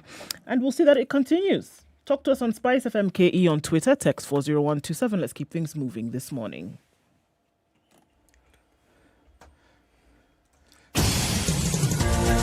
Fellow Kenyans, a few days ago, I made a promise to gift Ndu Okoh with a month's supply of Showmax. In keeping with that promise, I also told her that we shall implement it in 2 tranches. One by the end of this month, where she gets 14 days free trial, and then thereafter she will get a 1 month paid subscription, paid by Eric. So the free trial is ongoing now. Which one did you choose? Showmax Mobile or Showmax the Pro? next one is which one? Showmax. Yo. That one. So you're enjoying now. You're seeing the programming that's there. That would be the assumption. Now, for you to qualify for the gift. Stop it, oh. When you're making promises, there's nothing like one step, two steps, one tier, two tier promise. A promise is a what? A promise is a debt. Eric, you really need to distinguish and determine what it is you mean by a promise because you vacillate. On the one hand, it is free, it is 14 days. On the other hand, it is in installments. Which is it? No. No here meaning it is yes. conditional. For her to get the second one, we must start with number. We cannot go to Z without going to Y. Actually, you can. No, we can't. Not in my books. I'm the one giving the promise. Okay, serikali tumesikia. Yes. Thank you. The government has spoken. See, You get the 14 days free trial. Enjoy it. if I don't enjoy it, then listen now. If you don't enjoy it, then even that. Yeah, there's no point of gifting you. Okay. So what are you saying? I want to make sure that you're getting the gift. What you need and to you do, enjoy Eric, the so gift. that we bring this matter to a close. The promise can be kept, but with a little variation. Just send her a picture of what it is you've promised, and when she receives a picture of it, we can take the view that she has received it. No. She needs to just subscribe for free trial. That's it. Your Honor, you see how court user, I'm sure you see all these things. It's a court user committee. Not actually, no. This is a chief's baraza, and you're the chief. User experience. Yes. I want you to have a proper user experience. 14-day trial. Go to www.showmax.com. You will see how you can get a 14-day trial. Get the 14-day trial. Sign up. And then at the end of it, once you like what you get, then you choose the package that you want to go for. It can be Showmax Mobile for 300 bob, Showmax for 760, Pro Mobile for 1,050, or Showmax Pro 2,100.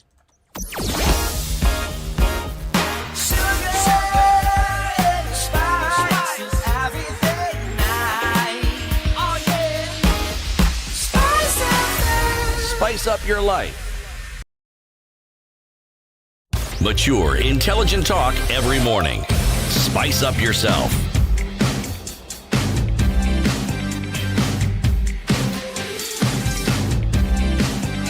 Mornings done right.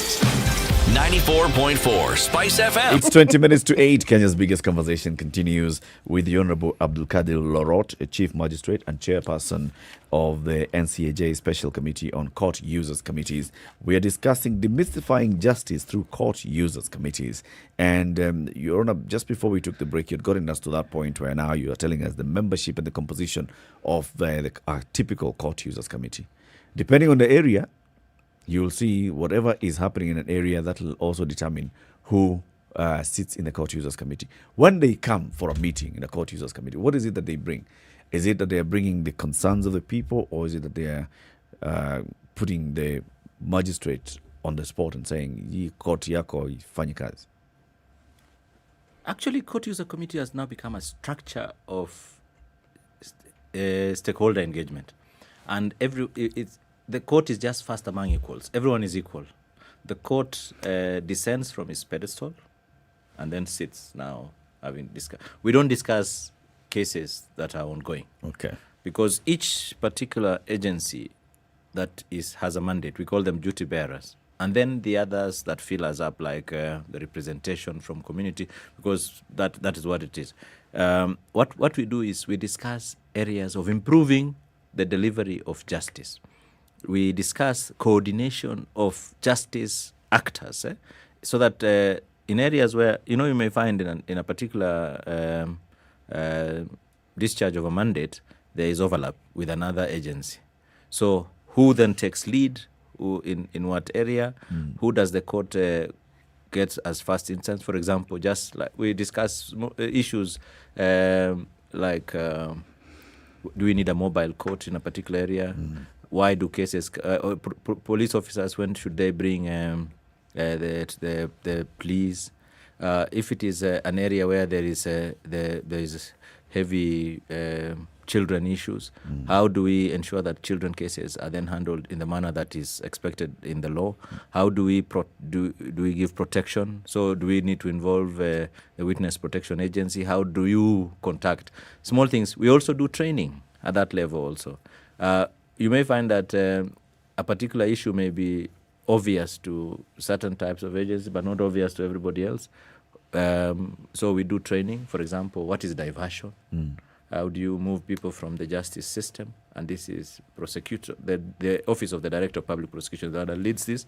What is plea bargaining? So we do training on all these things so that we inform the members of the public how best we can improve the delivery of justice. So we do quite a number of things. But over and above, I think in the discussions, the most important thing is that we maintain our robust independence in terms of how we discharge our specific mandates. We don't discuss live cases. We may discuss a live case as an example of something that Of a then challenge. is of a challenge or even a success. A success. We don't just discuss challenges. We also discuss successes, and we even congratulate each other. But if nothing else, we give a platform to talk. If nothing else, it is an area where you can speak your issue, and then the issue either may be resolved today, tomorrow, but even if it is in the future, it was documented. Do you find that then because of this, that users are then having a more of an intimate knowledge and understanding of the processes? Because, I mean, having been with it, as you've talked from your experience, before when nobody really knew what was going on, it was kind of like an over there, over here situation. Are we finding that even those who go through the process then are having an understanding of what's happening? So that even as you're going through these judicial processes, somebody has a case, somebody has an issue, there's an adjournment, this, that, the other thing, that people know what's happening, and then they're a little more comfortable with the processes than they were before. So long and short of it, is it working? I would think extremely well. If nothing else, I think the court user committees have shown that it is the platform to pitch any interventions in the justice chain, any policy. Because what happens is it's where we derive policy. Issues may emerge from the court users that when they are elevated to the National Council on Administration of Justice, they may result either administrative action, policy direction, or legislative intervention. We have seen this. Right now, we have a task force chaired by a judge, Justice Nyeri. It's called the NCCJR, the National Committee on Criminal Justice Reforms, that is now looking at an overhaul of the criminal justice. This came from recommendations from the bottom. We had a committee that has now folded on bail and bond, discussing bail and bond issues, the criteria, what people need to do, and then the notices. Like when you have your Muga, if your brother is accused of an offense, we still consider him innocent until established guilty. So your brother is still innocent, and the court has bond now has become matter of automatic. So we will either give bond immediately or call for a pre-bail report. So even understanding that the role that I can now utilize social inquiry report from a probation office to now make this decision, this was not there before. This has all emerged because of engagement and now clearer responsibilities. Children officers were never in court in criminal cases. They were always there in just maintenance and dispute with respect to, but they are now involved in cases even where children are victims of crime. The civil society call them survivors. So when they are victims or survivors, so they are involved and they will want to know whether this child will come to court the next time. So we open a specific file for these are all things that have now emerged because of these discussions and discourse. So as implementing policy from up and implementing recommendations from the bottom, this is what court users have done. And over and above, solutions have emerged. Even issues like my conduct in court. I now know that from the CUC that I'm not saying I do, but probably we don't speak loudly. Like I know this was a complaint in the past that the person has to ask the clerk what has happened. Nimefungwa ama nimewachiliwa. Where do I go now? Am I allowed to stand up? Or which date was given by the court. So now we know that we have to project our voices and be clearer. When COVID came, it is the CUCs that influenced the decisions on whether to close or not close, because there is COVID has been seen in an area. And then in an area, or even the decisions on how the CUC would operate within that, and then within that framework of COVID. I then worked in Kibra, and I will tell you that how we embraced the virtual platform. We had to involve the CUCs. We had to find out what is the capacity of everybody, everyone else, every actor. I mean, like prisons, do you have sufficient equipment? Do you have this? Police officers, do you have the sufficient infrastructure for you to be able to have virtual charge sheets presented, and then the ODPP to have a collection point where they will now look at the charge sheets that are coming from the stations and then make the decision to charge and then forward it to us in the courts. So all these required a great synergy between all the actors. So there has been quite a lot that has happened and a very big, very big leap because we are having a conversation. I may not know your challenges until you speak them. Sure. Yeah. Like as we sit here, I've just learned that the word court has a different meaning. So, you know, everything that you've said not only makes sense, but it's music to the ears of a simple citizen like myself. But what I often find puzzling is whether or how it is, or the mechanism that can be used so that the wider public understands these things. Let me explain why I'm asking the question. When I raise the question of politicians, these are the group of people who actually talk to the Mwananchi more than almost anybody else, because they rely on the Mwananchi for survival and for their jobs. So they will communicate. Now, when the Senate representatives say someone like a manager of a CDF, that person is limited. He's a manager of a CDF, and he deals with only CDF issues. But issues to do with the public, what the public wants, what the public thinks. Chiefs are useful because they have barazas and they talk to people. Because so long as you have these committees and people within the committees understand what is going on, but the so-called Mwananchi, is there a forum, is there a platform, is there a passage that is followed to ensure that this information actually is cascaded so that the very basic unit of the Mwananchi has an opportunity? They may not take the opportunity, but the opportunity is there for them to understand. Thank you, Muga. Number one, we have not some CUCs like the one I now chair has an MCA as a member. The MCA as a member. The member of parliament is a member and has built. We had a deficit of something within the station, and through the CDF funds, provided money and built washrooms for the ablution unit for the members of the public who come to that court. I know that the court in Mutomo was actually built by CDF because they had a conversation and then they built.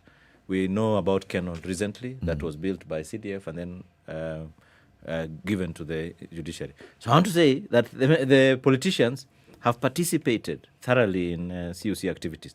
But your question is very valid in terms of, do we reach the Mwananchi? We have what is called judiciary open days. And the open days are at the localized levels. And each open day, they could be thematic, they could have a theme. For example, if the discussion is on children, you would have a theme. Most in November, you would have seen in the judiciary website, there have been quite a number of CUCs across the country holding some one open day or the other on the theme of children, because November was the month for children. And in the open day, I have participated in very many open days because at the privileged position that I sit as chair, we have partnered with other actors to put open days in various places in the country. The first of this was in Nyando. And typically, you would have the agencies on the ground. You would find the police station coming with their OB there. They are showing you how we record in the OB. And this is how we do it. When you come, this is how you will be. The prison, this is how you will be. Your report will be. This is how you will be imprisoned. No, this is how your book will be kept and stuff like that. For prison, they will even tell you, if you unfortunately you end up in prison, this is how we do. And then the training that we give, and this is the product of the training that we give to the people who are in prison. And then they will have some of the wares and stuff like that, and they will take the opportunity also to have a few of them sold. And we would have the judiciary will have all the registries. This is the succession registry. This is our registry for traffic. This is our registry for this. This is what we do in this. Your Honor, how often do you have open days? These are really engaging moments. But Yeah. typically, it should be, if a court works properly within its mandate and work plan, they should be able to have at least an open day in a year. Now, I remember the Chief Justice talking about alternative conflict resolution mechanisms. the semblance of a court system within a community setting, training so that people understand certain basics of the law so that they can discharge judicial functions at that level so that the higher courts, as in the magistrates' courts onward, are not clogged, if I understood it correctly. The reason why I bring this up is when you have anything that is that community-based, already you have simple lay wananchi in a position where they are performing a function that people can relate to. I'm saying this because communication is not so much, talking is a key component of it, but nothing works better than the power of example when they see it actually working. So when a service is cascaded to that level, the very principles we're talking about are much clearer understood, because they'll be dealing with cases of chicken, somebody who has dug a meter into someone else's compound, somebody who, etc., etc., etc. So the very processes that are followed in the larger courts are the same processes that you'll be talking about. And when they interact with these processes at their level, the understanding, in my mind, is deepened. Am I on the right track or have I missed the boat completely? I will not be a judge in that issue of whether you've missed the boat, but I want to just say this, that we in the judiciary acknowledge the fact that we are not the first point of call for resolution of disputes. As a matter of fact, majority of the disputes are resolved first at home. Your daughter is slapping the other one, so you tell them, you stop it. You know that first and foremost, slapping another is an assault. So by you should report. But you have resolved that dispute. It's a criminal matter, but it's been resolved. Right. I'm giving you at a very basic level. So some are resolved at religious leaders. They call them headmen. It's always plural. It's headmen or assistant chief and his men. But by the time a problem comes to us in the court, it's usually a majority of them would have gone through these processes. That is the reason why we have a committee chaired by Justice Professor Joel Ngugi. It's called the Alternative Justice Systems Committee. And that is trying to entrench alternative justice. I'm from the Turkana community, so my community is very oral, and in their dispute resolution mechanism, they are very advanced. They know how to. We very advanced. We know how to resolve disputes by nature. Because there were so many. No, it's because of being very peripheral and not having interacted. So you had to have your own alternative. No. System. So theirs developed. Without interference with concept. For example, the concept of prison does not exist in most African culture. Imprisonment does not exist as a component. So you would want to know why banishment, even the death penalty. If you were to look at it very closely and critically, you would see that death was not the greatest. Would be banishment. Ostracization. You are ostracized. So that committee is actually looking at how to resolve certain cadre of cases. And of course we must now, there's of course a check to it, which is that it must not be the repugnancy issue. It must not be repugnant to justice and morality. That's a very huge test to it. So as you say, but our courts are open courts. One of the things that CUC has entrenched is to ensure that we don't do things in camera except where the law provides for example, handling children cases and in cases of persons who are vulnerable, divorce cases. Even just reporting divorce cases, we don't give you the names. We just give you initials. We say AWM versus PQT. And we know that they know themselves. PQ knows himself. AW, I'm assuming PQ would be the man. And so that's how we have entrenched. But our court system is open. Everybody comes in and we allow them to sit with us and talk to us. As we conclude the conversation then, Your Honor, what should we look out for? I mean, now we are seeing the court users committees. I can say that you have gotten to a level of maturity. So in about a minute, so paint a picture for us in about 4 or 5 years' time. What should we expect to see from our justice system emanating from the fact that we have robust court users committees? Thank you very much. First, we have very key successes that have shown us that working together has produced successes. For example, within our court users committees, we have those that now benchmarking is not a word that everybody likes, but they benchmark with each other. You want to best practices, you want to go there and find what is best that works. So the next level, for the last several years, the committee has been trying to entrench court user committee as a platform. Now, moving forward, is now a monitoring and evaluation, and then ensuring that the court user committees generate the agenda for the National Council, so that as they sit there, so that it is like you say, it is the Mwananchi who would be speaking from the lowest level upward, so that the council will be discussing issues which has generated generally from the ground.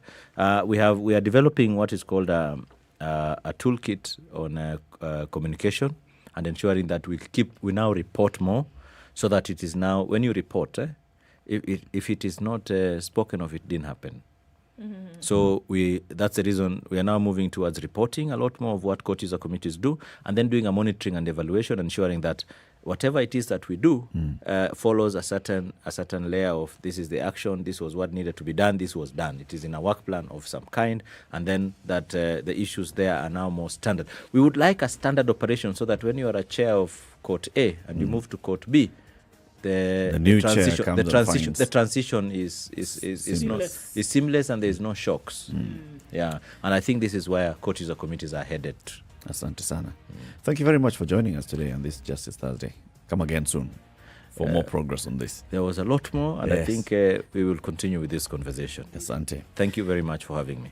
The Honorable Chief Magistrate Abdulkadir Lorot is a chairperson of the National Council on Administration of Justice Special Committee on Court Users Committees, and he's been with us today to demystify justice through court user committees. We have gotten to a level of understanding of what court users committees are, and now we hope to see better administration of justice going into the future. Thank you very much for joining us, the Honorable Chief Magistrate.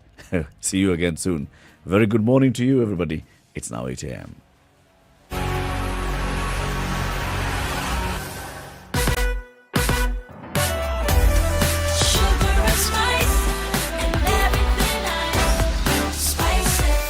Spice up your life. The latest news from around the world. 94.4 Spice FM. This is Newswire. Dennis Aseto. Deputy President William Ruto's tour of Western Kenya enters its second day today, where he's expected to visit Vihiga County after camping in Kakamega County yesterday. Ruto is using the visit to try and persuade ANC leader Musalia Mudavadi and his Ford Kenya counterpart Moses Wetangula to join UDA. Ruto further regretted the decision by the Mount Kenya Unity Forum to settle on Raila Odinga as the preferred presidential candidate, despite meeting with the One Kenya Alliance team to discuss the possibility of being fronted by the group consisting of wealthy individuals from the region. The leaders have also pointed an accusing finger to DAP party organs they say wants to divide the Western Kenya votes. These as the newly launched DAP Kenya party has dismissed allegations that it is a tribal party.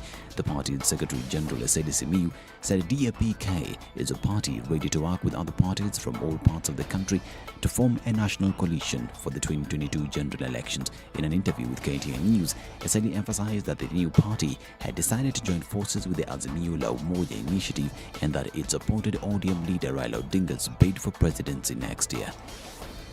The leadership is going to reach out and negotiate with Azimio La Umoja because we are like-minded in our thinking. We are definitely not going to reach out to UDA. No, that's not our choice. DAP is not a faction. DAP is a political party. And we've already said that we are going to work with Azimio La Umoja. If Raila is the candidate for Azimio La Umoja, then that will be our candidate. Oecd has also questioned the perceived popularity of Ford Kenya led by Moses Wetangula and Musalia Mudavadi's ANC in the western region. DAP is a political party like any other political party. They were to think that DAP is a spoiler in Western. What about UDA and all the other parties? Are they also spoilers? If they were dominant, as they say, then in a place like Bungoma, they should have had more MPs. The claim of dominance is only on paper. If they think they are well-grounded, if they think they are well entrenched in that region, then they should not feel threatened. Eseli Timiyu and Kandui MP Wafula Munyinyi joined the party after leaving Ford Kenya following leadership wrangles. Now, Interior CS Dr. Fred Matiang'i has instructed chiefs and the deputies to ensure that they support the policies and directives given by President Uhuru Kenyatta. Matiang'i said when the president gives a signal and direction on leadership issues, those in the security sector should be the first to follow the directives. He said chiefs are the president's representatives in their respective jurisdictions and that if anyone does not represent the president as expected of them, then they will be let go from the offices they hold. The judges and magistrates as well as other judicial officers will benefit from the new salary scales after the Salaries and Remuneration Commission approved new guidelines for their salaries. According to the directive, the Chief Justice will receive up to 952,000 shillings plus bonuses of up to 373,000 shillings. These benefits include entertainment and even hiring a domestic worker. In total, the Chief Justice will receive 1 million shillings, 300,000 shillings every month. Senior most court of appeal judge will receive an additional 35,000 shillings. Judges will also receive an additional of 20,000 shillings in their salaries. These new salaries follows an order issued in 2019 by Employment and Labour Court Judge Stephen Radio to the SRC to change the payment system for such officers. The SRC move to approve new guidelines for judicial staff may prompt other officials such as cabinet secretaries, members of parliament and other governors to seek a review of the payment guidelines. Now, Google has threatened to fire its employees who have not been vaccinated. In a statement issued to the workers this week, they have until January 18th to ensure that they are vaccinated or given 1 month's paid leave so that they can have the opportunity to be vaccinated. The company has instructed all 15,000 of its employees to submit a statement indicating whether they have been vaccinated or not. Many international companies such as Google were hoping to ensure a return to normal office operations from January next year, but an increase in COVID infections is likely to interfere.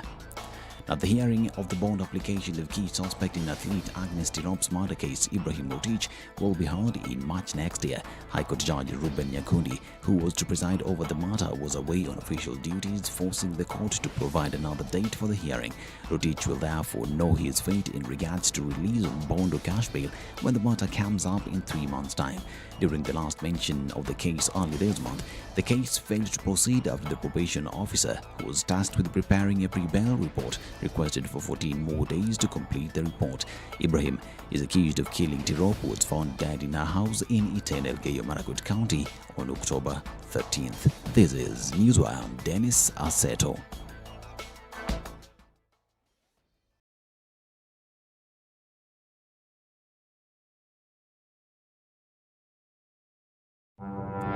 Forgiveness is always conditional. Even before God, there's nothing like unconditional forgiveness. Government doesn't pay you pension until you retire. In fact, they have no money for you. They pay you retire, they look for you retire. This country is punishing many young people. These young people are more susceptible to be deceived, to be taken advantage of, and they're more susceptible to be bought off. Let us also talk about where we want our country to go. You know, we are a population of very young people. We're in a state of capture. The judiciary is under duress. Parliament is in the pocket of the executive. You don't sit and wait for the regime to topple itself. It will never do so. By the way, let me tell you, these guys are so persuasive. I'm telling you, they can persuade you to sell your grandmother. I'm telling you, they can sell sand in the desert. So has anybody on this program said to you as a guest, say, "Oh, shut up, we don't want to be told what to do"? Has you ever that kind of... Has anybody been listen, I will not listen. A bit of advice. Because you're working on the premise that we should all pay heed to these proverbs. It's a very suspect notion. This is the Situation Room, the only way to start your day.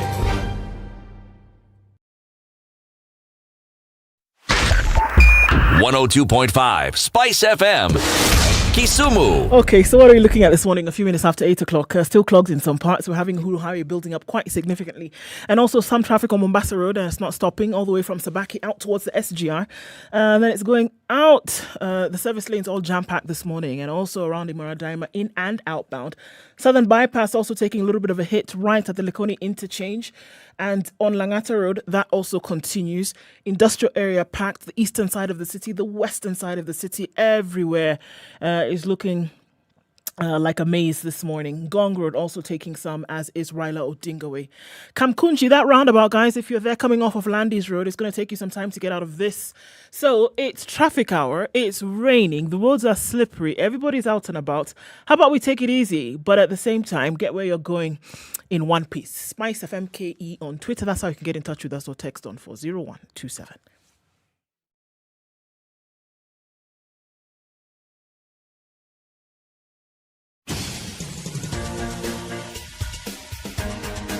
This is The Situation Room, the home of hard-hitting political commentary and penetrating insights about the state of the nation. This is a talk radio experience like no other. The Situation Room, a place for hard truths, debates, and elevated conversations. The Situation Room, witty, political, engaging, deep, controversial. In the room, we have C.T. Muga, researcher, academic, seasoned political observer, a fountain of wisdom in these politically uncertain times. Ndu Okoh, Nigerian by birth, Kenyan by choice, communications expert, Pan-Africanist, a truth seeker and believer in people power, and Eric Latiff, agent provocateur, the man in the chair, seasoned journalist, news hound, a man who believes in punching up, not down.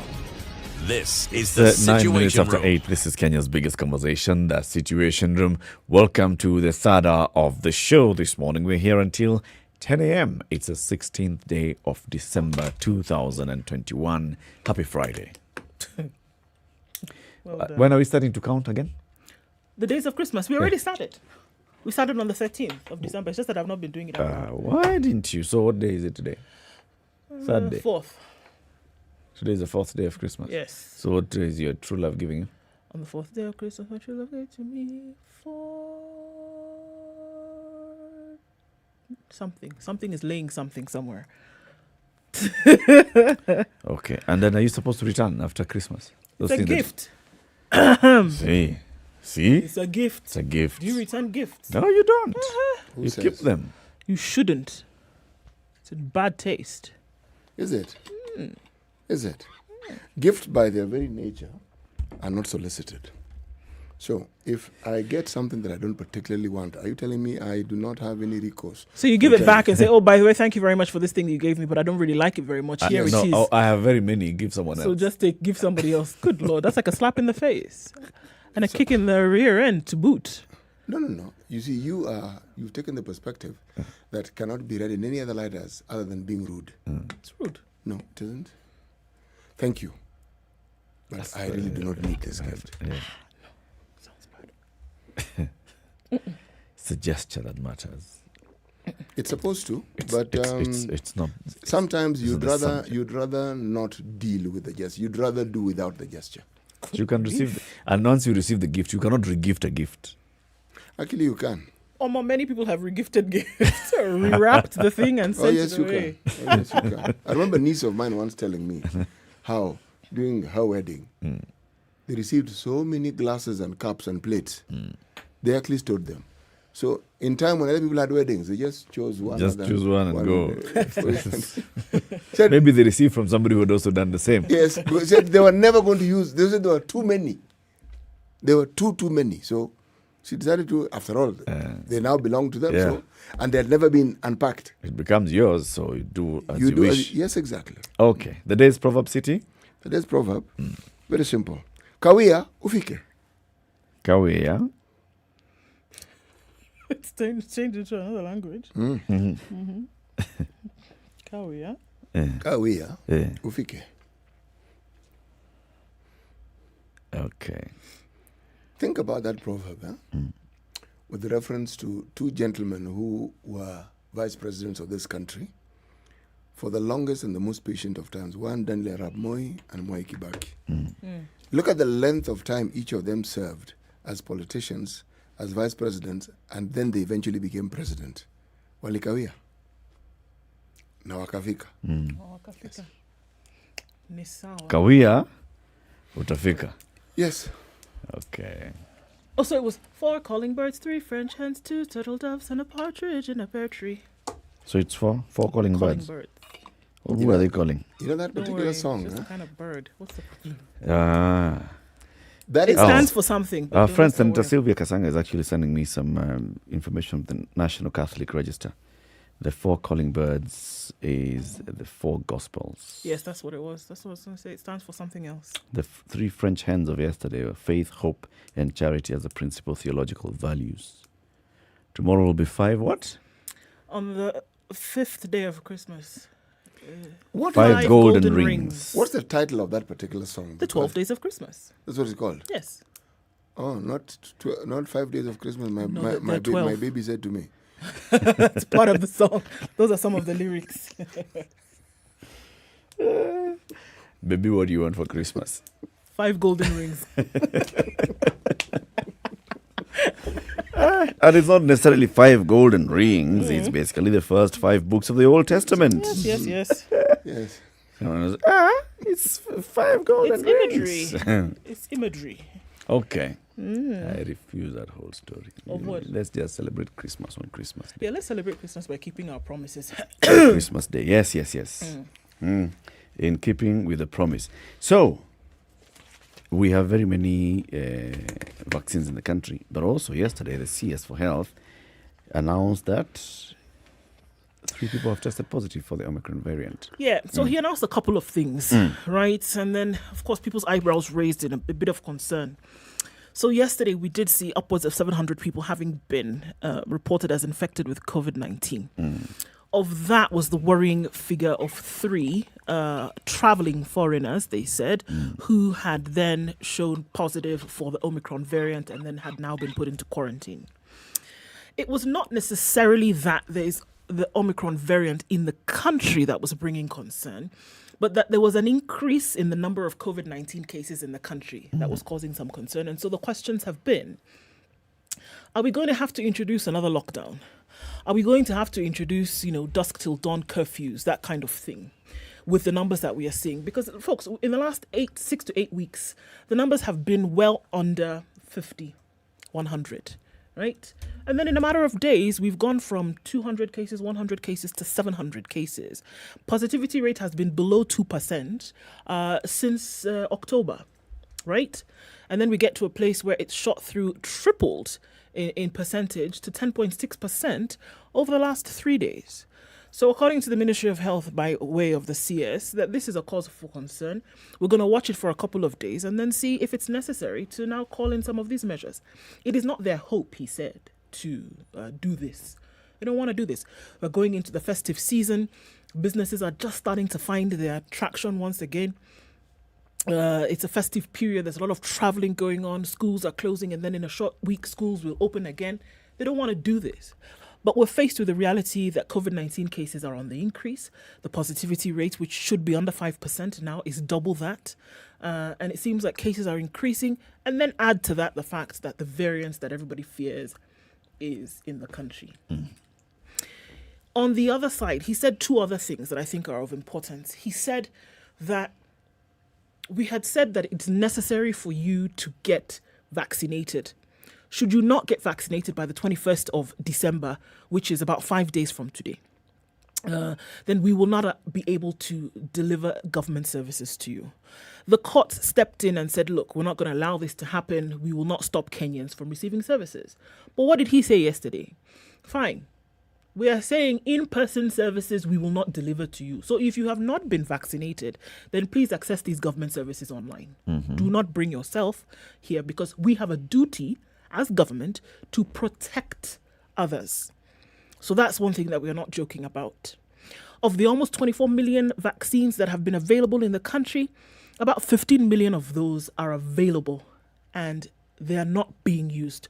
So again, there was a passionate cry from him to Kenyans, please come out and get vaccinated. Get vaccinated, guys. The variant Omicron, for example, is not as deadly or in terms of symptoms as severe as the other ones that we have seen. So the vaccine provides you with the first line of protection. Please get vaccinated. So that's about the sum of it of what he said yesterday. And that's where we are. More cases of COVID in the country. We also see changing weather patterns. There is this heavy flu, influenza A, that's going around at the moment. So many things happening. The cases have risen. Vaccinations need to be done. Vaccines are available. Kenyans are not getting these vaccinations.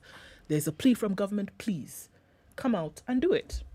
How many vaccines are available so far? Okay. Right now, there are 15 available. Almost 24 million have come into the country. So we're looking at 12.3% of the population having been vaccinated. All right? 12.3% of the available vaccinations have been used. Let's put it that way. So 15 million vaccines are available from government and more coming in. They're not being used at the rate at which we hoped would have happened. We're getting closer and closer to that 10 million mark, which is what, they had said, let's try and have 10 million people vaccinated by December 2021. We're getting closer and closer to that. But still quite a number of people have not taken up this vaccine. Oh, one more thing that I must say that was important. He talked about booster shots yesterday. They've not started, but the conversation is rife at the ministry and saying, are we going to now introduce the aspect of booster shots for the population? Coming here. Okay. That's where we are. 8.368,112 vaccinations have happened so far. 12.3%. All right? Okay. That's where we are. So the question here is, how do we get the 15 or 14 point something million vaccines into people's arms? Right? Yes. Okay. More than double the number of vaccines that have so far been dispensed are actually lying somewhere in stores. Yes. Okay. Let's get into that shortly, because we have actually mentioned this new influenza that's going around the country. So there's a story about it. The corridors of hospitals around the country are full of parents with children sneezing, coughing, and presenting with high fever. Surveillance results from the Kenya Medical Research Institute and the Center for Global Health Research in Kisumu show that there is an outbreak of influenza A. The survey done between September and November revealed an outbreak of the flu in school children and in the general population. Of 36 samples collected, 4 were positive of influenza A, while the others showed mild signs of the virus. So there is that's going around the country, and people are falling sick. Now, that is one point. Come back to the point of COVID, vaccination, and the target was to have vaccinated at least 10 million Kenyans by the end of December. Yes. Obviously, that target is preceded by the target of having received at least 10 million vaccines into the country. By mid-December, we have received 23 million vaccines in the country. But by mid-December, we have only vaccinated 8.3 million people, at least getting a single shot of the vaccine. Yeah. And there are many more vaccines out there. The question is it that, and this is a debate that is happening in very many forums, is it that people are refusing to go for the vaccine? Or is it that people are just, they'd like to go for the vaccine, but they don't see the urgency in going for the vaccine? Or is it that people would like to go for the vaccine, but they just don't know that there's a vaccine available? Which is which? What's the reason why we'd have so many vaccines coming into the country and more than half of them are not in people's arms? Why aren't people coming out? Let me ask a different question in response to your question. Why is it that whenever we have polio vaccinations, we have such a high rate of success? Because it's a vaccination, just like this one. Yes. Why do we have such a high rate of success? And the target group is fairly high. But do you know what happens with polio? Obviously, you know this. But that polio is taken to the people. Polio is taken to schools. Polio is taken to homes. Polio is taken to where you are. It's brought to you, it's overseen, it's ticked off, it's taken back then to the central place, and everybody knows, okay, we've done this. You go for your checkup, the question they ask you, has this child been vaccinated against polio? They give you a booster. They walk 2 by 2, home to home. They go to schools. Children under 5 years old have been given, every time there's a polio drive, you know, you're aware. They don't even wait for you to come. They say, because we see the danger of this thing, we're bringing it to you. And that's what they do. You've seen them, 2 by 2 walking in the estate. Sometimes when they have that, for example, there's an outbreak of polio, then they'll announce that rapid results initiative where they'll go to the communities. Yes. In other times when there's just, vaccines being available, they'll make sure that they are available at the vaccination centers. Exactly. For your and well there's baby information. kind of thing. Yes. Like now, the state has started a vaccine drive to stop children's diseases. The Ministry of Health is starting this one. The 100-day campaign will include second dose of measles, rubella, and HPV vaccines. Acting DG for Health, Patrick Amoth, said immunization is one of the most effective public health conversations, blah, blah, blah. Yes. He says the Ministry of Health has made available all vaccines in all immunization facilities and is urging parents and guardians to ensure that their children complete the immunization schedule, including the second dose of the measles rubella, which is given at 18 months. And also all girls aged 10 to 14 should be vaccinated with HPV to provide protection against cervical cancer. They have launched an RRI here. In this particular case, they're saying it's available in the facilities, and we're saying you are due for vaccination. Come. They're not necessarily saying we're coming to your doorstep in this particular one, but they will get high numbers. You know why? You know how they get these high numbers? Because the importance of getting it has previously historically been placed. So even with this new announcement now, people already are aware that, okay, this thing is important. We've done it before. We've seen the people. We've understood how important it is because it truly has come to us before. So even now when they're saying, okay, guys, we're doing this once again, it's important for you to then be re-protected, and you tell people to come, they will come. Why? Because they've seen previously how important it has been and the importance that you placed on it as government. Yes, it's necessary to have this thing done, and we have previously brought it to you. So now when you say we're now continuing with this thing, which we have shown you how important it is before by coming to you, when we say come, you will come. When you take your child for a checkup, when you go for other things to be done, you'll even find yourself asking because you know the importance that has been placed on it before, and you know where it is. As a parent, you have a checklist. Available. As a parent, you have a checklist of things that you'll do for your baby. Yes. Among them is the immunization calendar, and then by this time I should go back for chanjo. You don't necessarily know which one is which, but you just know kuna chanjo at this point, kuna chanjo at X weeks, kuna chanjo at X weeks. And across board, by the way, across social strata, it doesn't matter whether you're affluent or whether you're on the lower levels. It doesn't matter. Everybody now is aware that this immunization card, whatever, I know there's something that's due at some point. Yes. And then there's a new one that has been introduced in the last couple of years, and this is the HPV one for adolescent girls. And they have recorded a significant amount of success. And even now when they're rolling it out, there's no issue of, you need to go and convince people why they should go for the HPV one, not to a great extent. The point I'm making is, these are the same Kenyans. These parents are the same ones who are expected to go for the COVID vaccine. These same parents are the same ones who are expected to take their children, their girls, for the HPV vaccine. If they've never had an issue with any of all the other immunizations and the HPV one that has been recently introduced, why would there be an assumption that they would have an issue with the COVID jab? Is it that they actually have an issue with the COVID jab? If instead of the door-to-door campaign that we see with the polio vaccine, parents were asked to go to specific health centers. You've already mentioned, mothers know this, and they know what to do. But imagine a situation where there's an outbreak and you're telling people, please come to the health facilities. Now, anyone who understands even the most basic of public health will tell you, part of the reason why it is actually wiser for the healthcare workers to go to you, if there's an outbreak of a disease and people congregate, there is a likelihood that the disease will... Yes, precisely. Now, we're talking about COVID. If you've been vaccinated, you've seen the queues. You've seen the long queues. Why are we treating something whose capacity to spread is infinitely higher than every of the other diseases we're mentioning, and you know exactly what it does? And yet the approach seems to be the most lackadaisical approach you could think of. You know the dangers. You've seen the number of people it has killed. You've seen how it is spreading. And the idea that young people were exempt or were protected. That one is slowly being eroded. Even young people are getting COVID. Even young people are dying. So, the question, with all this evidence before you, why has this approach been taken? What is it?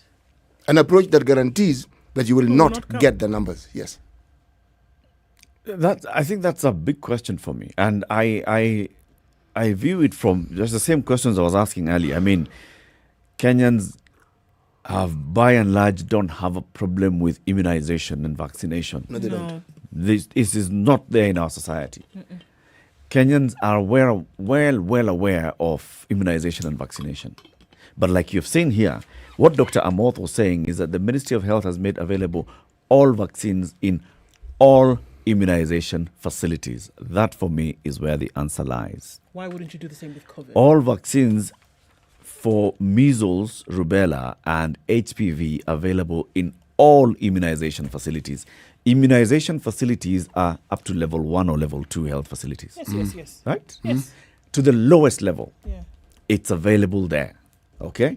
Now, this COVID vaccine is available in how many thousand vaccines? Oh, we increased the number of centers. Now we have 8,600 blah, blah, blah centers. So it's not in all health facilities. And it's not even available in these 8,000 facilities all at the same time throughout. It's only available in some facilities Monday to Friday, and then you come on Wednesday, you're told, all right, we have not received a new batch, so maybe you come next week, and the facility is not your nearest health facility for a majority. It is the furthest health facility for many. This is where I see a challenge. Now we have 15 million vaccines in the stores or wherever they are. Or sitting somewhere, who knows where. And the health ministry is saying, we need to see more people vaccinated. If you don't get vaccinated, you're not going to access government services. If you don't get... What, man? So you take the vaccines to the people. Well, I think a very basic question here is, where are they? Yes. Where are they? Like now, for example, if you tell people, go get booster shots for measles, rubella, and HPV, go get it. I can stand up and I can walk to the Syokimau Health Center. I will find it. It is clear. You're telling people to go and get vaccinated for COVID. I walk to the same Syokimau Health Center and I don't get it. Yep. Then you tell me You're told that wait. certain things will not happen because I've not done this, or wait until next Wednesday or whatever, or wait until there's a drive in your area. What am I supposed to do? And I think we've been pussyfooting around this for a couple of months now, you know, and it's very necessary. You're seeing this thing because we've been told. Dr. Amoth has said it. CS Kagwe has said it. Dr. Mula here has said it. And they said, you know what? The vaccines are available. But we are saying that's very nice. But where are they?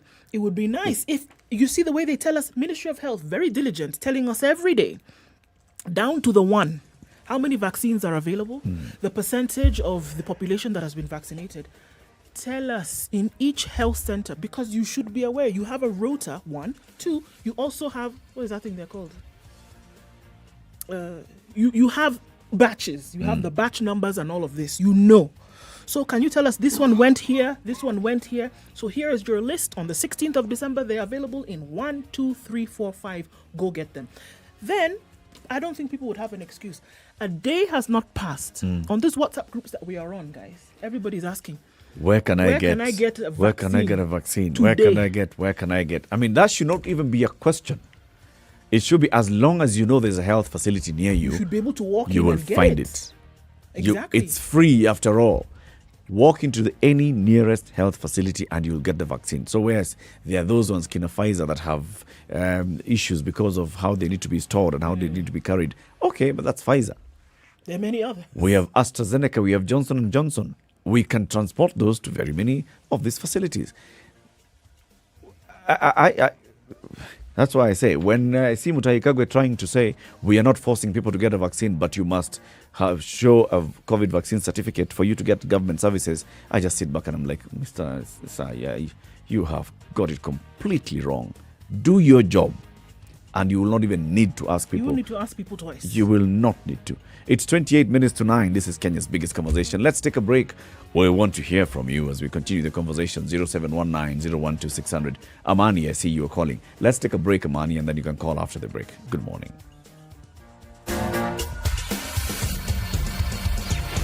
This is the Situation Room, the only way to start your day. Spice up your life.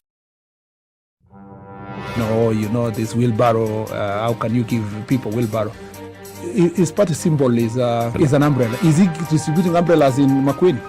Have you been told if we don't lock between 10 to 4, this is what we're saving? You try and call them, the same person who was in your house every day, because they know you are influential and you will give them votes. Call them after 1 month and see if they'll pick up their phone. Don't tell your member of parliament that you want him to come and build a school, you want him to come and do a hospital. That is not the work of the member. Now that we have devolution in this country, these resources should go to those devolved units. You have to have strong, independent institutions. And you have to have police who has the right to take the biggest town in the country and question, why did you do this and that, and send them to court if necessary. Joel in Kericho, good morning. Salama sana Eric, habari asubuhi. Salama kabisa. Mbunge wako ni nani? Anaitwa Seriousness Maritim, hapa ni Ainamoi. Seriousness Maritim, Ainamoi. Yes. Sasa ile juma nampambia yeye nini? Amalize aende. Asante sana. That's it.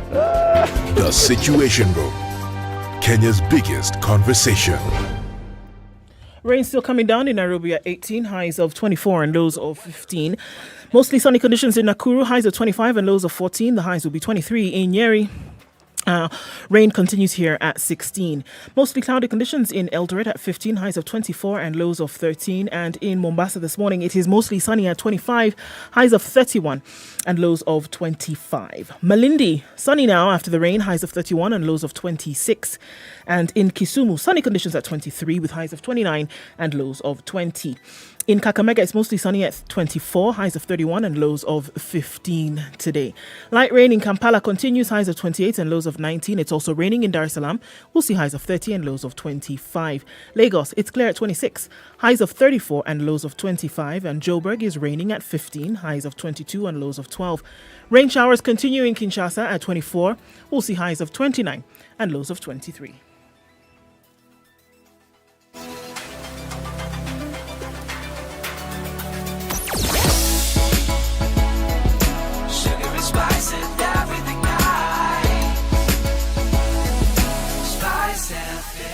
Spice up your life.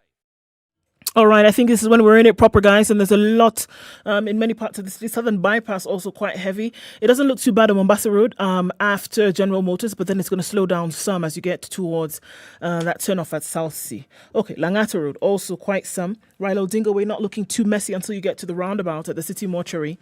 But Uhuru Highway is quite clogged and feeding off from many a road. Haile Selassie coming off of Landis and Kamkunji. Jogo Road also continues. Muranga Road getting into the city. Right there at the Globe Cinema overpass, there is a bit of an issue there. So very, very slow this morning. The Thika Superhighway inbound traffic is absolutely mad this morning. It's crazy.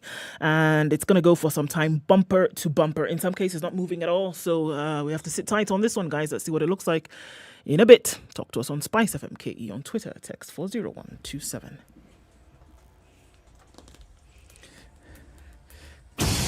I will continue to encourage you to log on to www.showmax.com and get to sample some of the packages that Showmax has, from Showmax Mobile 300 bob, Showmax at 760, Showmax Pro Mobile at 1,050, or Showmax Pro for 2,100 a month. So what's the difference? Showmax Mobile gives you content that's of quality to be seen on a mobile phone, 300 bob. Showmax of 760 bob gives you quality that you can actually watch now on your smart TV device. Then there's Showmax Pro Mobile, which gives you all the content, children content, which you also get in the other two. You get children content, you get series, you get movies, you got Showmax Originals, all these on good quality. On Showmax Pro Mobile, in addition to that, you also get live football, or not just football, live sports. Yep, from SuperSport. And you also get live news and news channels. Showmax Pro gives you that at 2,100 on your smart TV device. Choose the package that suits you. If you go for Showmax any time during this festive period, you get an extra 1 month free. 23 minutes to 9. Are you ready? Okay. Spice FM. Mature, intelligent talk every morning. Spice up yourself.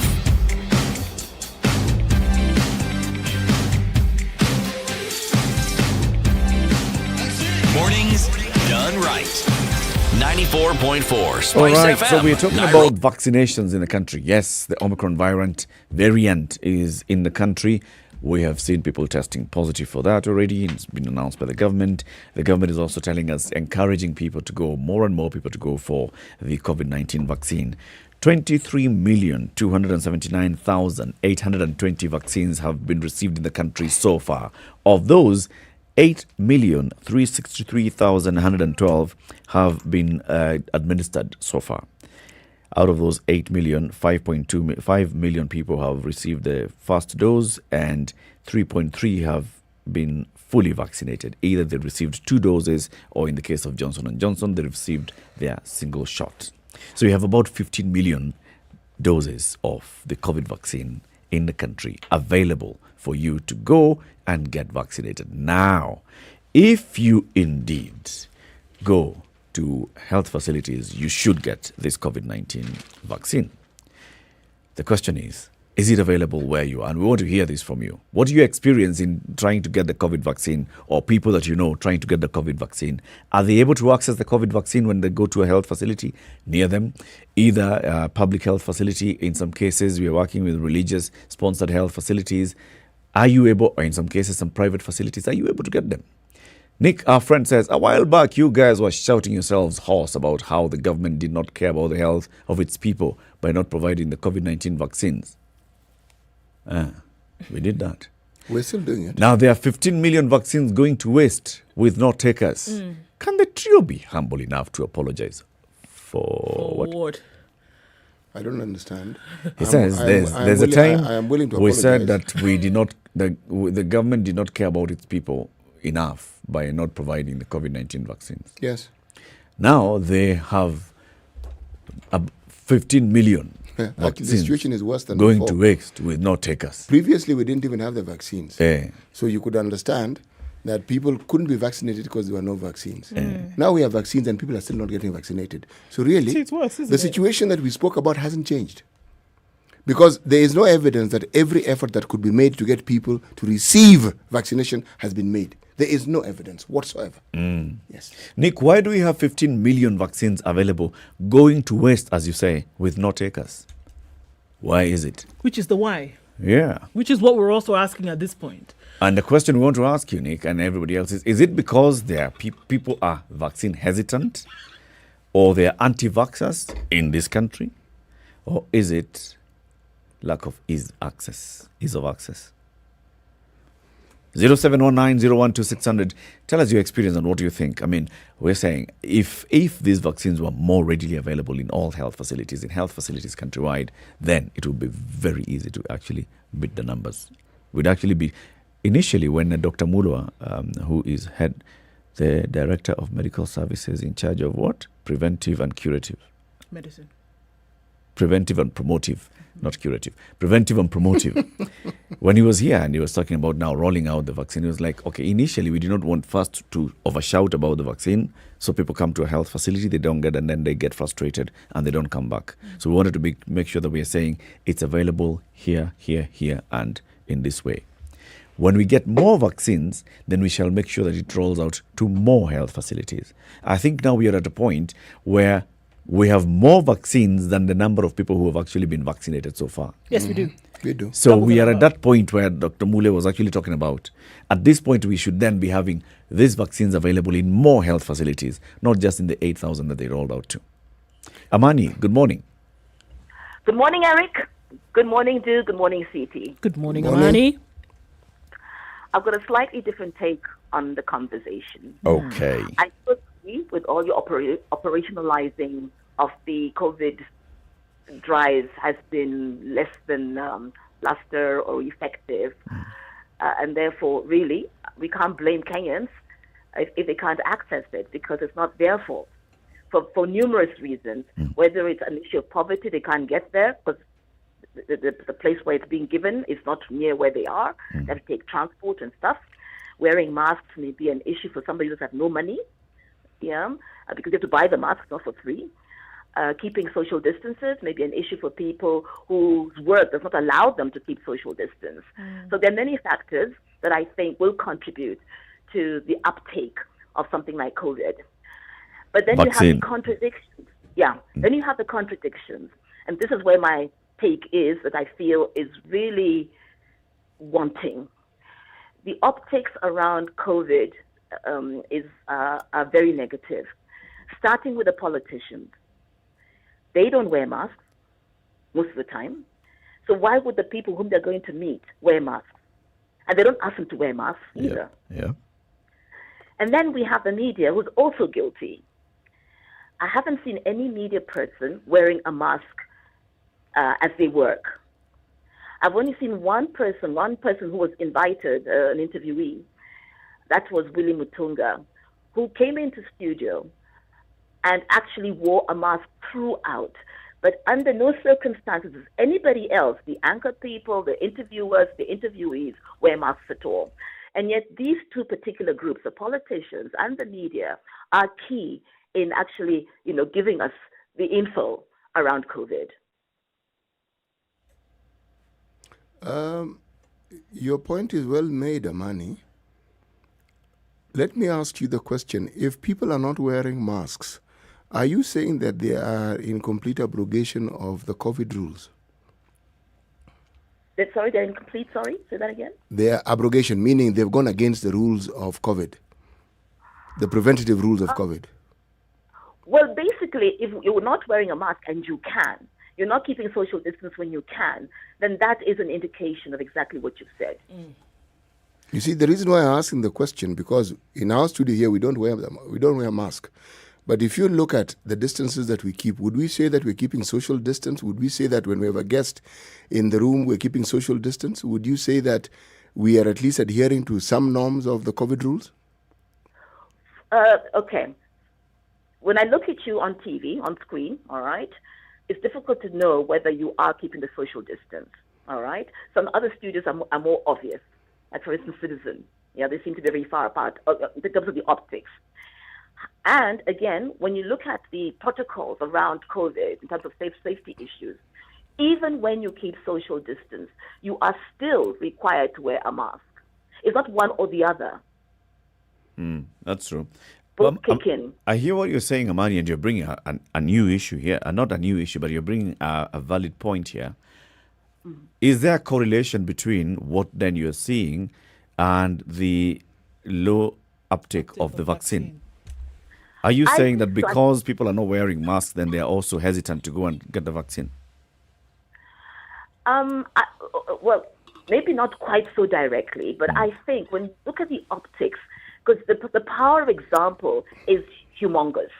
It cannot be underestimated. So when you have the key players, the key stakeholders, the key communicators around COVID not doing what they're telling other people to do, then the message is lost. When it comes to the vaccine, though, all those key players that you're talking about have publicly taken the vaccine. Some have, we don't know, because, again, politicians are not known for being very truthful about things. Okay, so that's a problem, So there's a trust deficit. I'm guessing there are many issues that may impact on the uptake. It may not be the only issue. And don't forget, we have the counter-narrative. That is the conspiracy theorists, who are, a million a dozen, in every YouTube station, every whatever, you name it. They're there preaching the counter-narrative. There is no COVID. It's those people who just want to put you down. So when they look at the politicians and what they're not doing around COVID, in terms of its protocols, and the media, they say, yes, it's true. They're not doing it. Amani, your point is a really valid one. It's a really, really valid one. But let me ask perhaps an equally valid question. If you look at the uptake of vaccination, specifically COVID, okay, and you look at the numbers, you tell me, from what you observe, just anecdotally speaking, do you think Kenyans are reluctant to actually get vaccinated for COVID? I think there is, because I mean, even among my own friends and colleagues, actually, I was surprised to find the majority refused to take it. I was shocked. Why? I'm like, what? Because they believe the conspiracy theories. And then they also see that actually the people who are talking so much about it are not doing the same thing. So why would they? I find this interesting. It is, yes, the power of example, but also let me ask another equally simple question. When people make decisions about their lives, since when are they guided by what other people are doing? Oh, people are, actually, just like children, yeah? The example that the parents set, that's what really takes hold.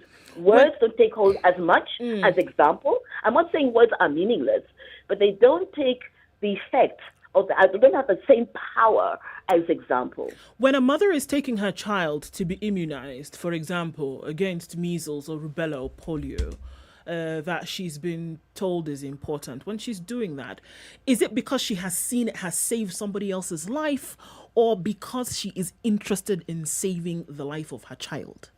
Is it the influence? Okay. Is it the influence of somebody else's decision or example, or is it the regarding of how important it is to protect her child at that moment? Okay, fine. With the messaging of these older infectious diseases, the vaccines that you've just mentioned, there's a huge history behind it. And the messaging is not contradictory at all. The optics remain consistent, with the messaging. Very important. And secondly, they have seen people probably within their communities who are lame, who are somehow handicapped because they haven't received the vaccines. With COVID, there's no visual or optical images of people who are walking around practically dying of COVID. You don't see that. And that is a kind of a problem, like it was with HIV/AIDS. For a long time, until people saw someone, and they're like, oh my goodness me. I knew many people who did not believe HIV/AIDS existed. And some died that way. Yeah. So, Mani, really, there's what people say and there's what they actually believe. Your point, I'm going to reiterate, is an extremely valid one about the power of example. But when you talk about vaccines in this country, the thing that is obvious and clear and pertinent is that we are not unfamiliar with the vaccines. The vaccines are not new. It's COVID that is new, but we're not new to vaccines. And in all the other cases where we've had people being vaccinated, why is it that we have not experienced this same problem that we're experiencing right now? As I said, the messaging was correct and consistent. There were no contradictions around the messaging in terms of the way people were behaving, number one. Number two, there's a history in this country, of especially in the 60s, 50s, where people do remember, it's a living memory for some people, how polio hit Kenya. So it is not something that is so out of this space that they can't relate to it at all. And that messaging has been passed on from one generation to the next. So now it becomes automatic. It's like when somebody hits you in the knee and that knee-jerk reaction, you just do it. Because you have that history behind you. COVID does not have that history yet. Maybe it will, but I'm not saying it's not impossible to get people vaccinated. But you have to stop the contradictions, because the contradictions don't help. And the conspiracy theorists make sure it doesn't help. You're fighting a much greater machinery than ever before. Because now, everybody has it on their hand. You look at the internet, you look at Google, you look at various different stations, radio stations or otherwise, and you have all this negativity or contradictions around COVID. That has not happened as much in the past. It was impossible. There was no technology to allow it to happen, for one. I hear you. I personally don't agree that it's all those conspiracies that are making us have 15 million doses of vaccines and only 8 million vaccinated so far. No, and I'm the not number's saying not that, Eric, going beyond 100,000 people a day, as was the initial target. I think we can even do 120,000 people a day. Eric, our contention, Mani, is that every effort that ought to be made has not been made. being made. And I agree with you 100%. When my opening statement was, I agree with all you said around the operationalization of COVID and implementation. I agree with you 1,000%. That one is not in doubt at all. But we have these other factors and perspectives that I'm bringing in and saying they also contribute to the issue. The contributing factors. Okay. Yes. We are on the same page. Thank you very much, Amani. Thank you too, guys. Asante. 0719-012-600. What is it that's happening? I mean, let's if we can get people telling us their own experience with getting the COVID vaccine. From how did you get the information about the availability of the vaccine? Where did you go to get it? Did you find a long queue? Did you go and get it in the first time that you went? If you were supposed to get 2 doses, did you get the second shot on time as required? Did you go to that facility and you presented yourself and said, I'm due for my second shot, and you're told, yes, you have? Those are the conversations we're having. I told you the other day, my brother was telling me he got the first dose. The time he was due for the second and he received an SMS, you're due for your second, he went in the facility, told him, we don't have them in stock. You know what is maybe come next week. If you look at the history of vaccinations, just casually, and you look at what they've done, the thing that is a constant and a consistency is that they not only help prevent disease, but they even help eradicate. Yes. In the 1980s, smallpox was eradicated. Same thing. Okay. There's an article that has been written by one professor, Matilu Mwau, it's on page 3 of the Business Daily. He outlines this story very, very well. He himself is an infectious disease specialist and he works at Kemri. Okay, and he even tells a story of how he was saved by the bell, so to speak, when an intervention was made, a dietary intervention that prevented him from getting polio, where people whom he grew up with got polio and some died. Okay, now, when he talks about there being available on this planet 45 different types of vaccines that take care of something like 25 diseases, and he gives numbers and says, when you look at COVID and you look at an average of 633,000 people who've been vaccinated, he says, it is documented that the disease progression has been reduced the infection by 88.1%. And related deaths, COVID-related deaths, have been reduced by 98%. Now, those aren't figures that you frown at. A lot of the discussion we're having now is the rate of infections. Death isn't as alarming, but the infection rates. And that's what Omicron has come in. It seems to be an interesting point of discussion to talk about rights and your right to be vaccinated or not to be. It is your right. But the question you're going to ask if you're in Kenya, do you think it is your right to just allow yourself to die? Because if you don't take a preventative measure and you die, is it your right to actually willfully take yourself into a position where you can actually die? COVID is alarming in this sense. It's aerosol. So it spreads through the air. And that's why confined spaces and everything around confined spaces have this discussion, not just going on, but heated. How many people? How many numbers? It's because the infections lead to death. That's it. Now, how do you eradicate it? How do you reduce it? It's by ensuring people get vaccinated. Absolutely. Now, this messaging of how people should get vaccinated falls on deaf ears if you talk yourself hoarse and then people can't get the vaccine. And that's what we're experiencing in this country. You're told there's 15 million. Okay, we've got it. Where? Where? Are they easily accessible? Accessible and available. And this is the question. I think we've had too many recurrent messages of it not being available here come next week. But you see, this is what you do. This is what you do when you say that. Speaking as somebody who's taken younger people for vaccinations, myself for vaccinations, and this is the thought that comes into your mind. You do that entire preparation. You go and because it takes some mental preparedness to have this done as well. And somebody tells you it is not available today. Come another day. You have reduced significantly the chances of that individual coming back another day. And so they put it out of their minds. Whether we want to talk about whether it's pampering people or going by their whims, the truth of the matter is that if the goal of Kenya, of any country, is to make sure that the majority of people are vaccinated to protect them against some of the things that you've talked about, CT, then you're going to have to take it up. That you're going to have to make sure it is available. So that as people make the decision to go and get this vaccination done, they show up, it is done. Because the chances of them coming back, whether you want to preach about you're saving your own life, you're protecting other people, if you go there and you tell them it's not available, you diminish the chances of them coming back. Mm-hmm. Let it be available. Let it be available. If somebody shows up at a place and it's available, they'll get it done. I actually do believe that they will have it done. Do you know why the battle against HIV was fought so successfully? Because every possible way of trying to either avert it, prevent it, was taken. Nothing was left to chance. It wasn't, okay, we've tried this, so now let's wait for people to come. No. Research went further. What happens if we take this service to the people? We're expecting people to come and get tested. Okay, what if we come to them?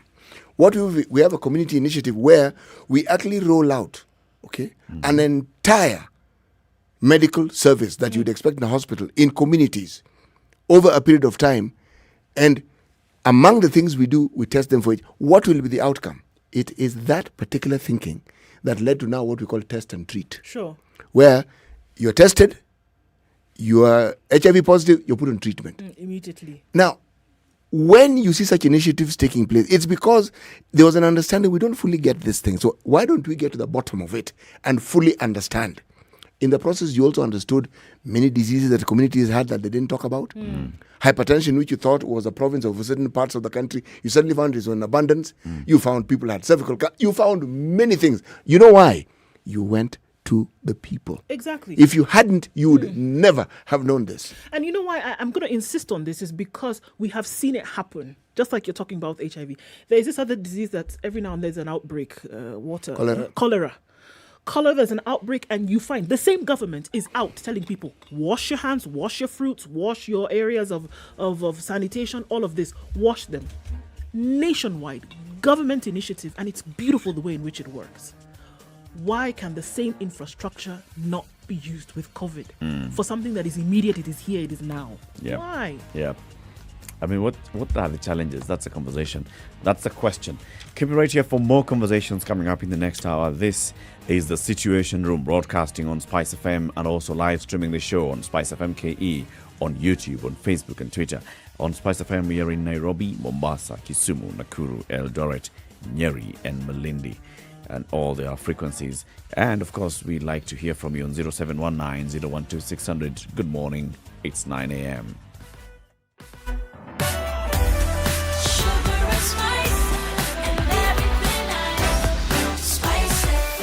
Spice up your life.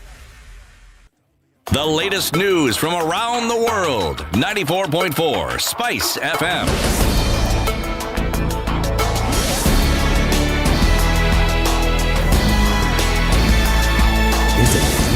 Dennis Aseto. It has been found that the Omicron virus mainly affects the respiratory system, mostly the airways, as compared to lungs, as evidenced and among patients infected with the Delta variant. According to researchers, Omicron is about 70 times more likely to increase the number of respiratory infections, which can contribute to rapid transmission from one person to the other. Reuters news agency reports that a study conducted by the University of Hong Kong shows that the Omicron virus multiplies tenfold in the lungs. One of the experts who led the study, Professor Michael Chan-Shi-Wai, however, said it was important to note that the spread of the virus in the human body was not only due to the virus itself but also to the immune system. The study also shows that the Omicron viruses can also affect people who have been vaccinated or previously infected. It should be noted that the WHO has already identified Omicron variant as the fastest spreading variant thus far. This, as Health Cabinet Secretary Muthui Kagwe is urging you to get vaccinated to protect yourself against COVID-19, even as the country reported 3 cases of the Omicron variant. The variant was detected from 3 travelers from South Africa, 2 Kenyans and a South African national. Kagwe warned that the Omicron variant, which was first detected in South Africa, could be a dominant variant in the coming days. The Health Cabinet Secretary stated that the country can avoid going into lockdown or imposing stricter containment measures if more people got inoculated. Newswire continues to urge you to get out there, get inoculated so you could protect yourself and those that you love. A village in Kiamugumo area in Kirinyaga County is in shock following the murder of the area assistant chief who was killed by his wife. 35-year-old Jedida Wanja used a kitchen knife to kill her husband Dennis Magu over an undisclosed family feud, according to Gishugu Sub-County DCI boss Millicent Ochuka, who confirmed the incident. Ochuka said Wanja is currently being held at Kianyaga police station as the assistant chief's body is being preserved at Kibogi Funeral Home in Kotus, waiting post-mortem. And police in Turkana County are searching for a woman in Narewa village who allegedly threw her baby in a pit latrine. It is reported that the one-day-old baby was rescued by police officers informed by villagers after hearing the baby's cry from the toilet. The baby, who is in good health, is currently being treated at Lodwar Hospital. Turkana Central Police Commander David Burukwa has warned perpetrators that legal action will be taken against them. And President Uhuru Kenyatta has told a global summit that Kenya had adopted the e-citizen platform as a tool for promoting open governance by enhancing citizen participation in government processes. The president said the online platform provides access to a wide range of services, including business registration, filing taxes, processing births, marriages, and death certificates, among others. He was addressing the meeting through a video recording at this year's Open Government Partnership Global Summit hosted by President Moon Jae-in of the Republic of Korea. The hearing of the bond application of key suspect in athlete Agnes Tirop's murder case, Ibrahim Rotich, will be heard in March next year. High Court Judge Ruben Yakundi, who was to preside over the matter, was away on official duties, forcing the court to provide another date for the hearing. Rotich will therefore know his fate in regards to release on bond or cash bail when the matter comes up 3 months' time. During the last mention of the case early this month, the case failed to proceed after the probation officer, who was tasked with preparing the pre-bail report, requested for 14 more days to complete the report. Ibrahim is accused of killing Tirop, was found dead in a house in Iten, Elgeyo Marakwet County on October 13th. Retired goalkeeper Wycliffe Kasaya has revealed that AFC Leopards still owe him 6 years since he left the club.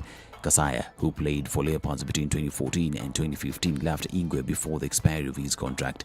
This came due to financial struggles that was witnessed at the club when the sole sponsor Mumias Sugar Company pulled out. After a couple of months without pay, Kasaya and several other players walked out of the club.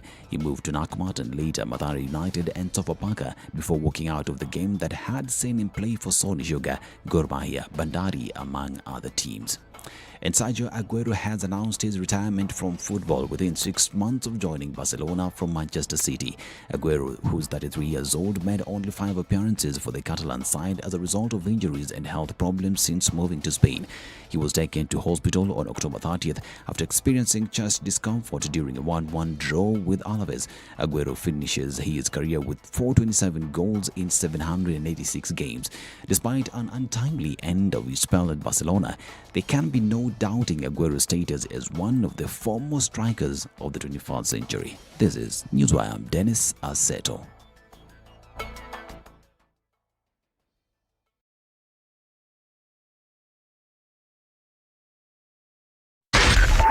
.4 Spice FM, Nairobi.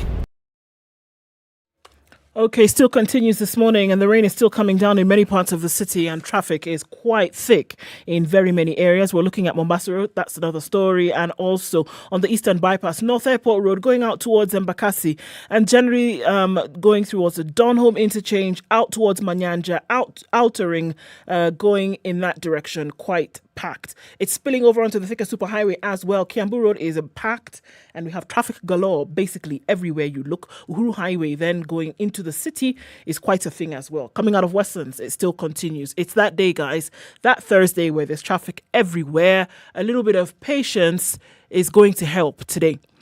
SpiceFM KE on Twitter, text 40127. Just in case you run into anything, let us know if you find a good route, and we'll share that with folks this morning.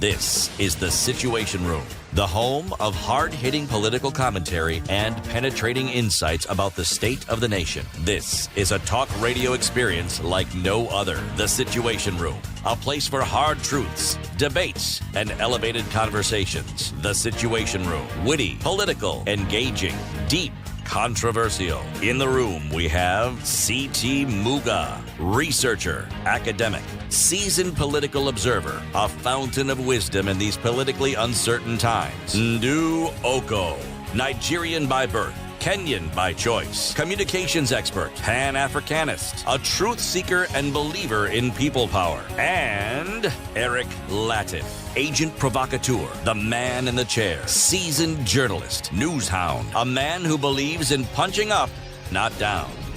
This is the Situation Room.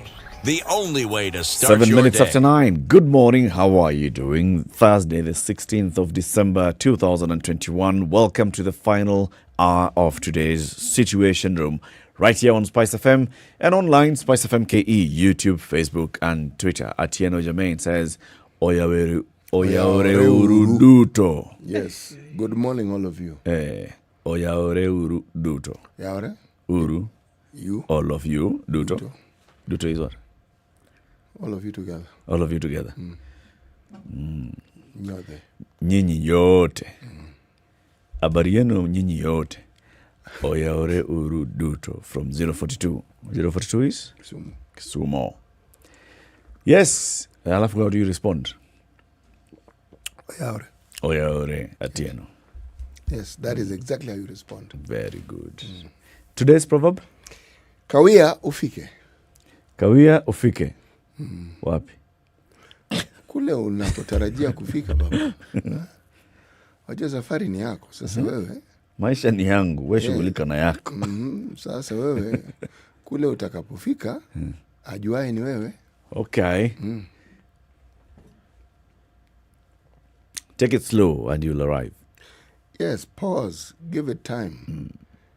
Take everything in. Yes, watch your steps. Plan. That's careering, because as opposed to just hurtling forward like a missile, you... Don't just up and leave. No. Have a flight plan. That's it. Okay. There's a story in the headline in today's Standard. May elicit some kind of interesting conversations throughout the day today. And this is CS's order to chiefs on Uhuru choice. This is the Cabinet Secretary for Interior and Coordination of National Government, Dr. Fred who? Matiang'i. Yesterday, he was in Kajiado County, specifically at a place called Nakuru. He was going there to install a senior principal chief, and the man is called Roika Oleshira. So he attended this ceremony, and he was, of course, speaking to Mr. Roika Oleshira, the new senior principal chief. Other chiefs had also come in, other administrators had come in. This is the man who is the boss of county commissioners, regional commissioners, county commissioners, chiefs, and headmen across the country. Senior? And they serve there as the structure that is the former provincial administration, but now the national government administration officers, Ngaos. During this ceremony, the CS for the Interior said that when the president forms a queue and gives the direction of leadership, we in the security sector must be the first to follow. I'm telling chiefs and their assistants and the deputy county commissioners, we must support the president's direction. Are you getting what I'm saying so far? I continue to quote him verbatim. That is the position we've taken, and I know you understand. You are clever people. That's why you are wearing a uniform. We can't give our uniform to fools. You're intelligent people who understand what I'm saying. And the work we are doing, let's govern the country and plan things well. He went on to say that the president said we go by his plans, and those who have other plans, public service is not compulsory in Kenya. The constitution allows you to return the uniform and say the job has become difficult. We come and scout for a replacement and give the uniform. He continued to say, when our president will walk in and queue to vote his preferred candidate, I personally, as Dr. Fred Matiang'i, will be the first person to queue behind him. We are with the president. A country must be governed with order. Let me tell you, a country is like a family. If you take your conditions, you'll destroy it. That's why we are saying we are at the sector ministry. When you don the uniform, you're representing the president. What's your interpretation of all those things? What is Matiang'i telling chiefs? What exactly is he saying? Are we talking about government in terms of structure? Or are we talking about political sides already that have been drawn? Because let's just say it as it is. Because the assumption is that a chief who is an employee of government, right, who does not perform at the behest of the president, but performs according to duties that have been duly mapped out by government, right? It is assumed that you will do the job that government has required you to do. The assumption here is that what Matiang'i is saying is that if there is a political position that the president has taken, then you too, as chiefs, should fall in line. The question is, are you legally and dutifully bound to do that? Or is it a suggestion saying, come on, guys, this is what our chief essentially is saying. How about we fall in line? Now, if it is that, is it a must? And can it actually be an order? Is that what the CS are saying? Was it political or was it administrative? These are administrative officers. If Matiang'i had said this thing 2 years ago, it would be purely administrative. But now, with 2022 beckoning, it is an administratively, politically... This is administration of politics. Well, you're being told everything that happens within your purview and everything that is going to take center stage in our activities right now are politics. It is the chief to whom people go to for all manner of things. Now, when we start talking about, say, for instance, mobilizing people, let's say for voter registration, who is at the heart of it? As a chief. Precisely. It is not IEBC, it's the chief. So, who determines whether people get... The chief's role is fundamental. But also embedded in that is a clear understanding, because I was thinking more of this principal senior chief. Is that the equivalent of what used to be a paramount chief? I don't know. I actually saw this yesterday and I asked myself, what does this mean? Yes. But since the when, senior principal since when chief. does the CS attend such functions? Why is it important? When you inaugurate a county commissioner, I have not seen the... I think I've seen him in several occasions. No, I haven't seen. Okay? Maybe my reading of the newspapers is skewed and a little bent. The point I'm trying to make is this. I've seen there's some DOs as well, deputy county commissioners. You know, if you have a passing out parade, I have seen those. For APs? Yes. If you're talking about people graduating from AP school or administration school, I've seen that. Yes. The point I'm trying to make is, why is this particular chief and this issue, why is it making headline news? Why this? There are very many such chiefs around the country. Sure, but... And the question I'm asking is, did I hear or did I read of the CS, the CS Interior going to attend the inauguration? I'm not saying he shouldn't. I'm simply saying it is being made significant. And for it to be made significant, what Ndu actually said then makes a great deal of sense. Indeed. And when is the last time you heard somebody of his stature say something like this? That you who just so happen to be at the front line when it comes to this war of elections, for example, you then who have a great deal of influence over people when it comes to the process of elections, I'm essentially coming to tell you that if the president has taken a particular position on something or in any kind of direction on something, it's actually almost an order that I'm giving you that you should fall in line. Have you heard? That's why it's significant. Have you heard anybody in a position like this say something of this nature? Have you? Yes. And what fruit did it bear? There was all the manner of misinterpretations like is happening in the paper and today in this studio. Yeah. Man is just basically reminding he's installing a new senior principal chief and he's in the presence of his administration officers and he's telling them, remember people, remember, you work for a government, okay? And the senior most person in this chain of command is the president. I, who is here, I receive my orders from the president. The regional commissioner, who's below me, or no, the principal secretary and all those, then the regional commissioner receives orders from the president through me, through the chain. The orders are of the by the president of the president. So if the president has given us this country's direction, this is my administration's direction on a certain particular matter, that, for example, we want to make sure that we have every young person coming out of high school, Form 4, as long as they are 18 or even just turning 18 in 2 months' time, register them to get an ID. If the president says that this is what we're going to make sure that this is delivered. And you're intelligent people. I don't need to be telling you more than what I've just said. The moment that statement was doing fine. You were all right. You're okay. Yeah, well, we don't give our uniform to fools. You know what I'm saying. You're intelligent people. Until you said that, what you've just said, you were all right. Because then the inclusion that I brought in has to come to the fore, because you were then asking. This message was not just to the chief. It was for every chief around the country. Yes. Yes. Every. You're being reminded, please remember what your role is. And I asked the question, why now? Why now? And then us in the media, with our wonderful way of highlighting things, we've highlighted it and we've given it headlines completely. Yeah, because people need to know what the government is saying. People do need to know what the government is saying. And this is an important message for people to understand. Does it divert from the roles that we know the chiefs already have?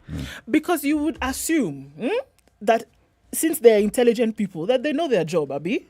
That's what you're saying. So why reiterate that thing unless there is something else that you're trying to tell me?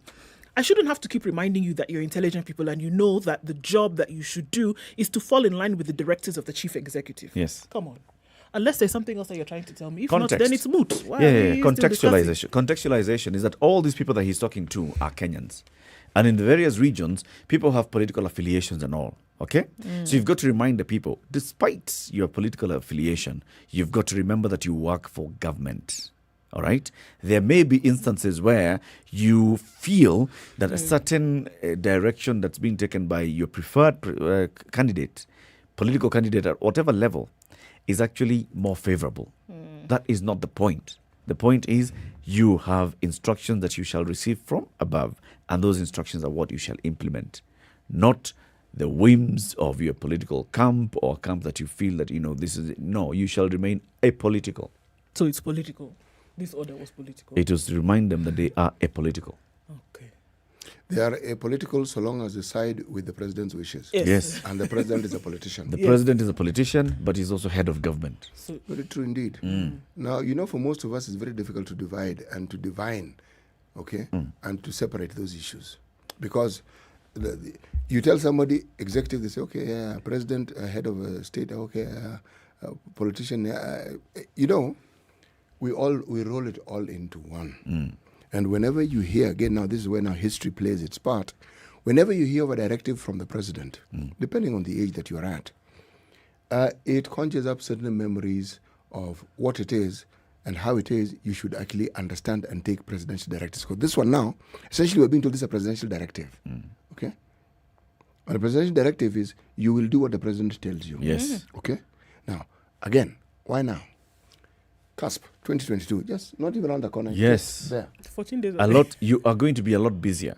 And he was reminding them so that. Just in case you forget while you you're are in the going business to be of a doing... lot busier as we work on preparing to have a smooth and fair election. Our job in the security sector is to ensure that the country is safe, is secure during this period. And they're not going for Christmas. And you're not going for Christmas as well. In fact, anybody who was on leave has been recalled. No leave, no Christmas for everybody in the administration and security sector. So why now? It's because of the context, again, from my interpretation of this. My interpretation of it as well is, yes, he's reminding them that, remember that you, unlike other public servants, you work in a security-related field. In security-related fields, there's a chain of command, which is chain of command. Superior says, go. You don't say, but superior, you see, superior. No. Superior says, go. Question later. That is a chain of command. Or complain later. Raise your complaints later. That's a chain of command. So he's reminding them of all these things. And says, if the president wakes up to go and vote, I will go and vote. Not necessarily that I'll go and vote for the same person that he's voted for. He didn't say that. He said, when our president will walk in and queue to vote his preferred candidate, I'll be the first person to queue behind him. could also be go. Yeah, so. But yeah. But you know, the thing that I have found particularly alarming is this chain of command that you speak of. If we were to take the speeches reported here, the CS has actually broken that chain of command. Because he has said, he called the installed officer his principal chief, adding that the latter would be his contact person on the ground. I'm directing the senior principal to be my contact person and report to me directly, immediately. Now you tell me. Above the chief, how many other levels of officers do we have? Quite some. Yep. So when you issue such an edict, I assume such an edict ought to be there, but not spoken of in public. There's an understanding that there's a chain of command, but quietly, please just report to me. But if it's in the public domain, and you're saying, so it means the chief can bypass everybody up to the county commissioner and report to you directly. What on earth does that mean? What are the implications? Chief gets some sense of seniority. Chief gets not only some sense of seniority, but this is how you build impunity. How is he going to be answerable to the people who he should be answerable to, in all honesty? People like the deputy county commissioner, former DO and DCs. And yes, how? He's supposed to be answerable to these people. How? How is that going to work? Very many questions arising from what the CS was basically telling his officers on the ground. Let's hear from you, 0719-012-600. Zachary, good morning. Oh, good morning. Good morning. How are you? Morning. I'm fine, thank you. And I can feel that the Christmas mood is in the studio. And you guys, you sound happy. Maybe somebody has dipped something into your pockets. We are hopeful. Yeah, now, very quickly, allow me to digress somehow. And go back to the topic that you had before about COVID, yeah? If anyone in the health ministry is hearing me, particularly the cabinet secretary, yeah? Yes. I advise him to go in the afternoon and put a rock down. You know, like yesterday. Okay? You know why? I've been telling you that I'm on the ground, yeah? Yes. And I interact with so many people. In fact, it has been my duty to actually ask any border guy who carries me, any matatu that I travel in, the passenger next to me, I ask them, have you been vaccinated? Most of the answers I've gotten, Mr. Eric, is no. I ask them why. They become scientists. Okay? I ask them, why have you not made a rocket? Because you sound like a very true scientist, okay? So we Kenyans are not given to attest. You do things on your own volition, okay? And let me say this. Anyone who is not vaccinated, it's a risk to me who went... In fact, I used my fare to go very far through for the vaccine, yeah? Now, the vaccines are there. The media people have done their work. Every time that the SpiceFM is giving bulletin, they say we remind you, even as the lockdown is off, or is done away with, okay? Yes. We remind you to go and get vaccinated. Yes. So, I mean, what do people expect Jesus to come and tell them, oh, go and, you know, the stories that I'm getting, if I was a minister, I would have put the lockdown yesterday. And then we tell people that I've somehow studied about the Omicron, yeah? There used to be this idea of, the COVID-19, now the original virus, yeah? It's affecting elderly people. From South Africa, where the vaccine was discovered, we are told that it is more prone to the younglings, yeah? The people who go for discos, the people who go for the night at the very late hours and mixing and dancing and, you know, doing all manners of things, yeah?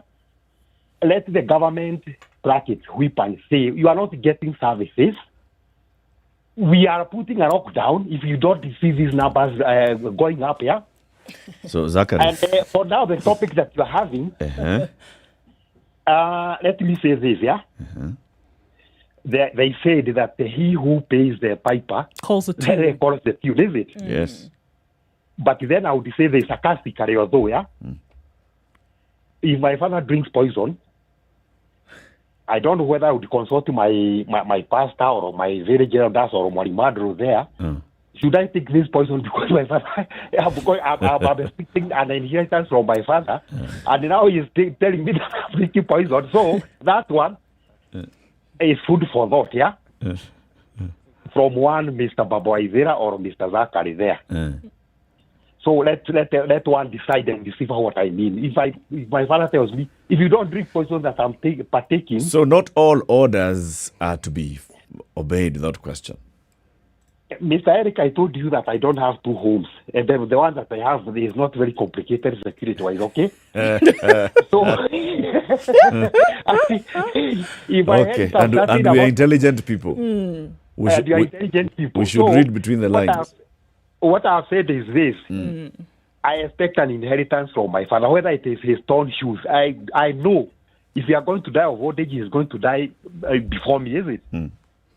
And he must leave something. Even a beggar in the street has something that he can bequeath to the world, yeah? If he tells me, if you don't drink this poison, you are not going to inherit anything from... And even the food that I've been providing, you'll not be getting, is it? Now that is upon me to go and probably meditate and think, should I follow my father? He's telling me to drink poison so that I show my obedience to him, yeah? Oh, okay. What should I do? If I had 2 homes, yeah? You would have gone exactly to... I would have said what I would have talked about that guy. And you have a nice day and God bless you. Thank you. Man. Thank you, Zachary. So 0719-012-600. The conversation is around this order by Cabinet Secretary for Interior and Coordination of National Government to Administration Officers countrywide.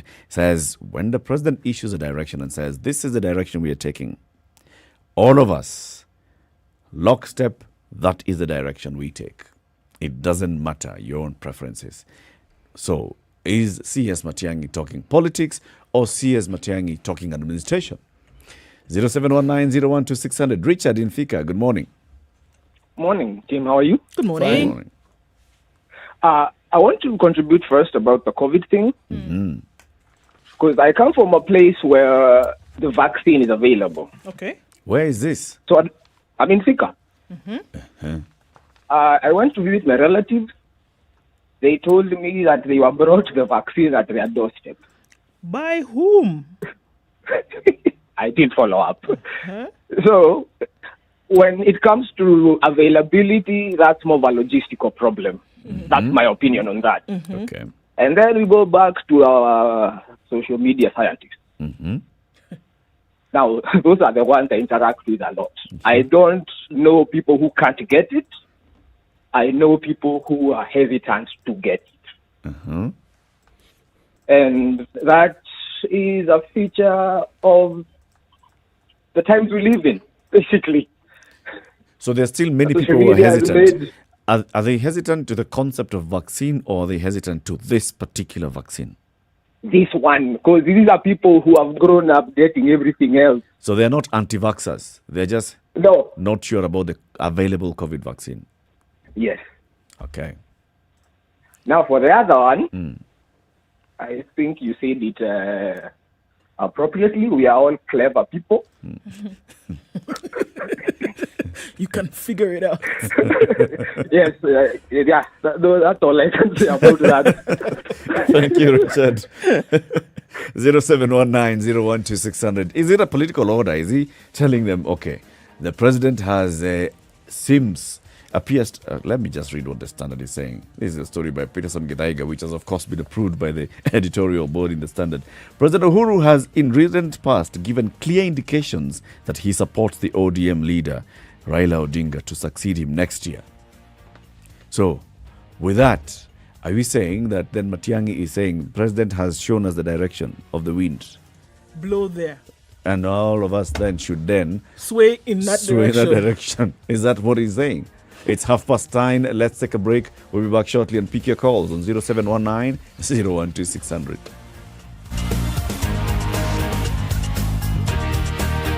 This is the Situation Room, the only way to start your day. Spice up your life.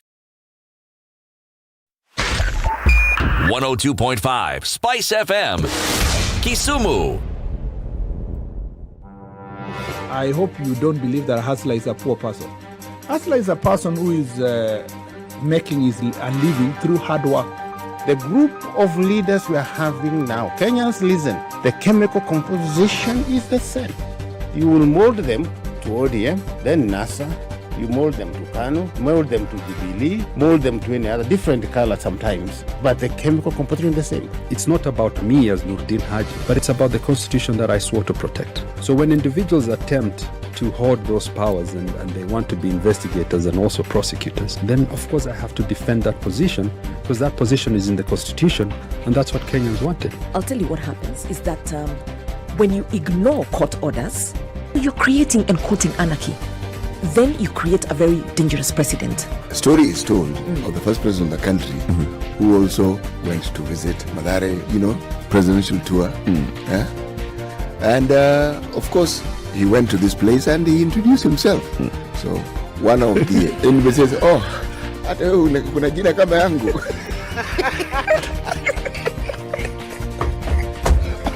The Situation Room. Kenya's biggest conversation. The sprinkle still continues in Nairobi. We'll see highs today of 26 and lows of 17. Rather, lows of 15 today. Light rain continues. We're also looking at sunny conditions at 20 in Nakuru, highs of 26 and lows of 13. Light rain in Nyeri at 18, highs of 23 and lows of 14. While in Eldoret, it's cloudy at 18. We'll see highs of 25 and lows of 13. Kisumu is sunny at 25, highs of 30 and lows of 19. Kakamega is sunny as well at 26. We'll see highs of 31. 29 degrees and the rain continues in Mombasa, highs of 31 and lows of 24, while in Malindi, it's mostly cloudy at 29, break from the rain, highs of 31 and lows of 26.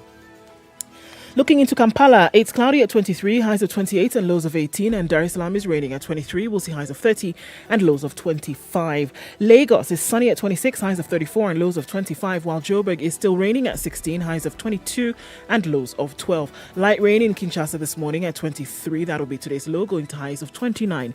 It's 4 degrees and sunny going into early evening in Beijing. 5 will be the high and lows of -7 today. 8 degrees and cloudy in Paris, lows of 4 and lows of 10. And London is cloudy at 11. 11 is what it's going to be in London today. Cloudy conditions at 12 in New York. Coming into Thursday, see highs of 17 and lows of 12.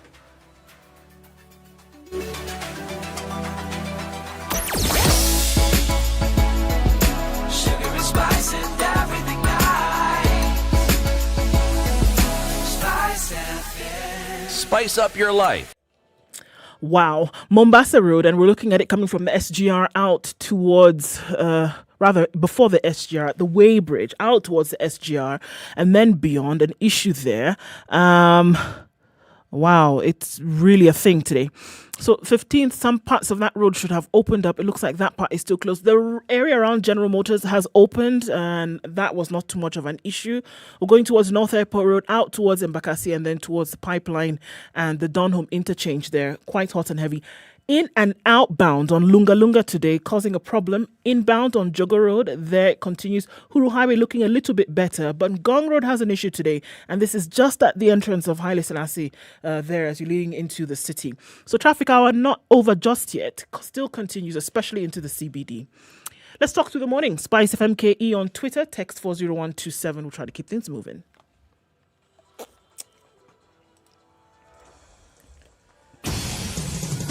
So the array of entertainment that you get from on Showmax is a lot. There's something called Showmax exclusives. So these are shows that you'll find exclusively on Showmax. There's Showmax originals, all right? This is, you imagine, it's productions that have been commissioned by Showmax. There's Showmax blockbusters, Fast and Furious, for example, and all the others, the biggest movies of our times. Kids and family programming, all available. Documentaries, classics, the best local content. So if you're in Kenya, best local content. If you're in Kenya. Yes. Okay. If you're in Tanzania, best local content. This is all available on Showmax. Okay? And just go to www.showmax.com, choose the package, get 14 days free trial, and then subscribe. You get 1 month extra free if you subscribe during this festive season. Spice FM, Nakuru. Mature, intelligent talk every morning. Spice up yourself.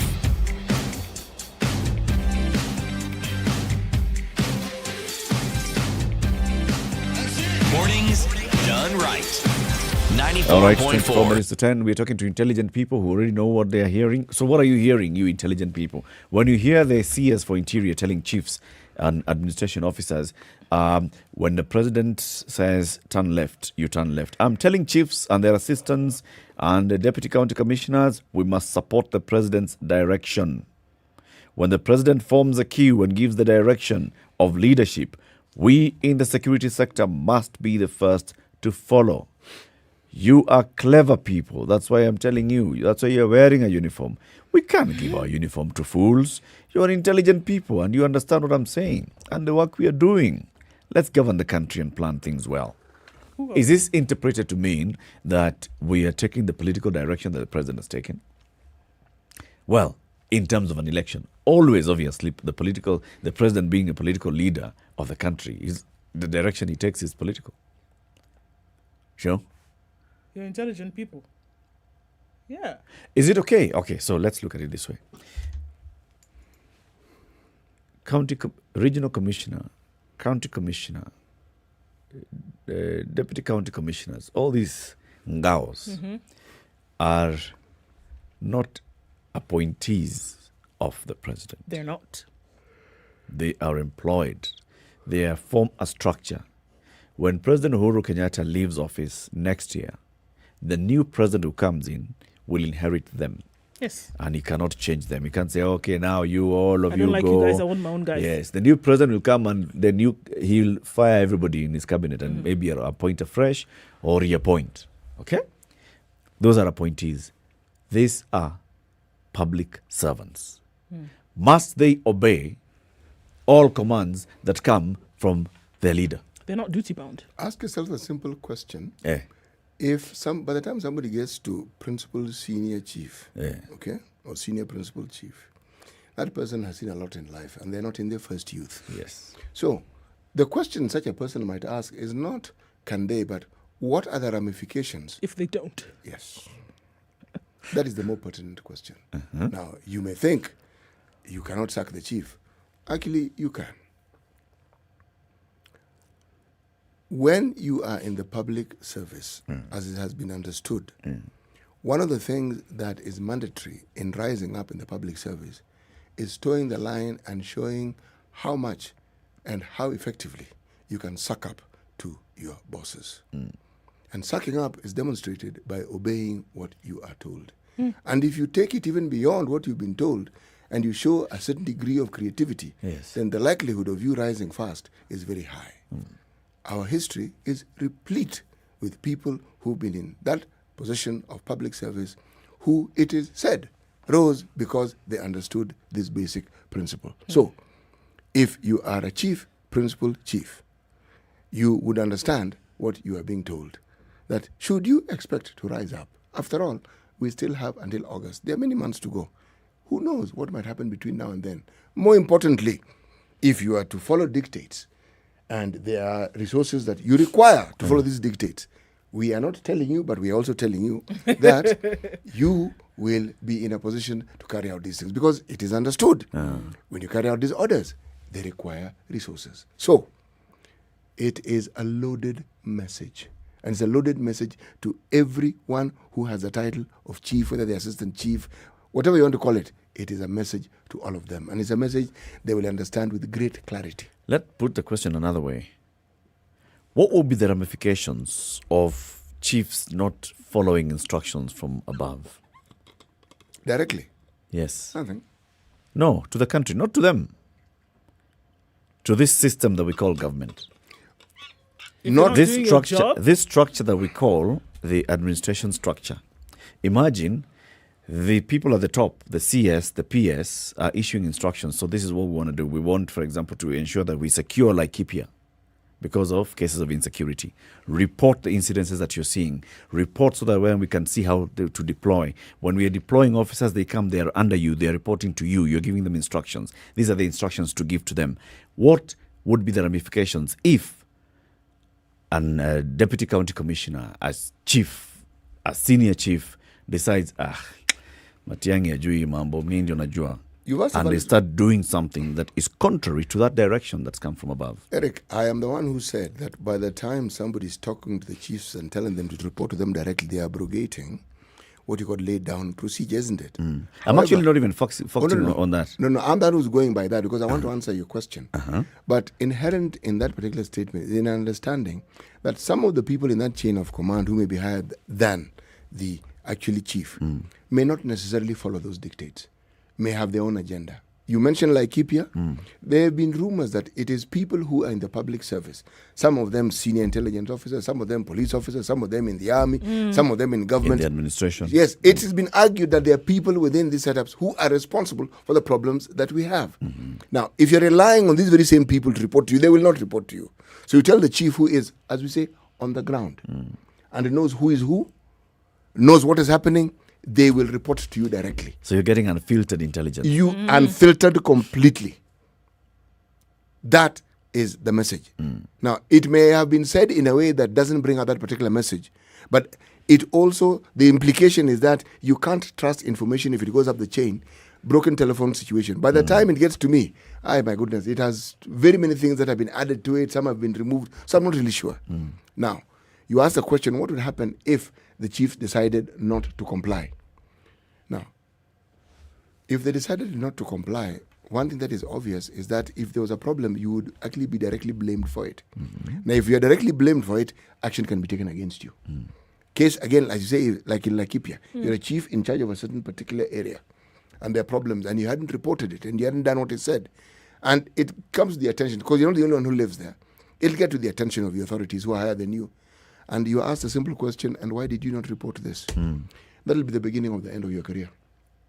Because one of the things that the government can do, they will prefer criminal charges against you. My friend. They can throw everything at you if you're not taking a position. That's the truth of the matter. Whether it is bound by your duty or not, that's a totally different story. But if they want you to fall in line in a particular position, they can make sure that you do. Or they can make sure that you face the consequences if you do not. On a grander scale, it's opening the doors to anarchy. If you have officers at lower cadres not following instructions that are coming from above, that is anarchy. If you have police officers in a certain station not following what the Inspector General of Police has directed from above, what the county police commanders or the sub-county police commanders are saying, then that is some serious issues, especially because we are talking about administration and security sector. This is one where you should not even be thinking. Don't question. Receive an order, execute the order. You know something? That is how it sounds. But if you've talked to people in these positions, one of the things that they will tell you, there is room for discussion. Of course. It's not as a fait accompli. It's not that this is it. No. There is room for discussion, and there's explanation, and there's an understanding that what we really want is this, what we'd like to see is this, what we'd like. Meaning, the reason why they comply is because it is understood, they clearly understand what it is that is actually happening. Yes. When it's presented like this, you just think, tomorrow, all of you will walk naked. No. It is one of them. And then all you do is you leave your house naked and you start walking. Because it has been said, let's go ahead and do it. No. It requires that same intelligence that they're saying you have. It requires that also to be applied in some of these things. It's not just because somebody comes out and says something, because they're in a position of authority over you, then you just make that decision. Why? Because they've said. Not necessarily. Apply the intelligence as well. And I think that's assumed that is what is supposed to happen. You know, in the old days when you had a single-party state, when we had rather, this particular matter that we're discussing was not difficult to understand. Because it wasn't as though you had many choices. Okay? And the power structure was clear. And you knew.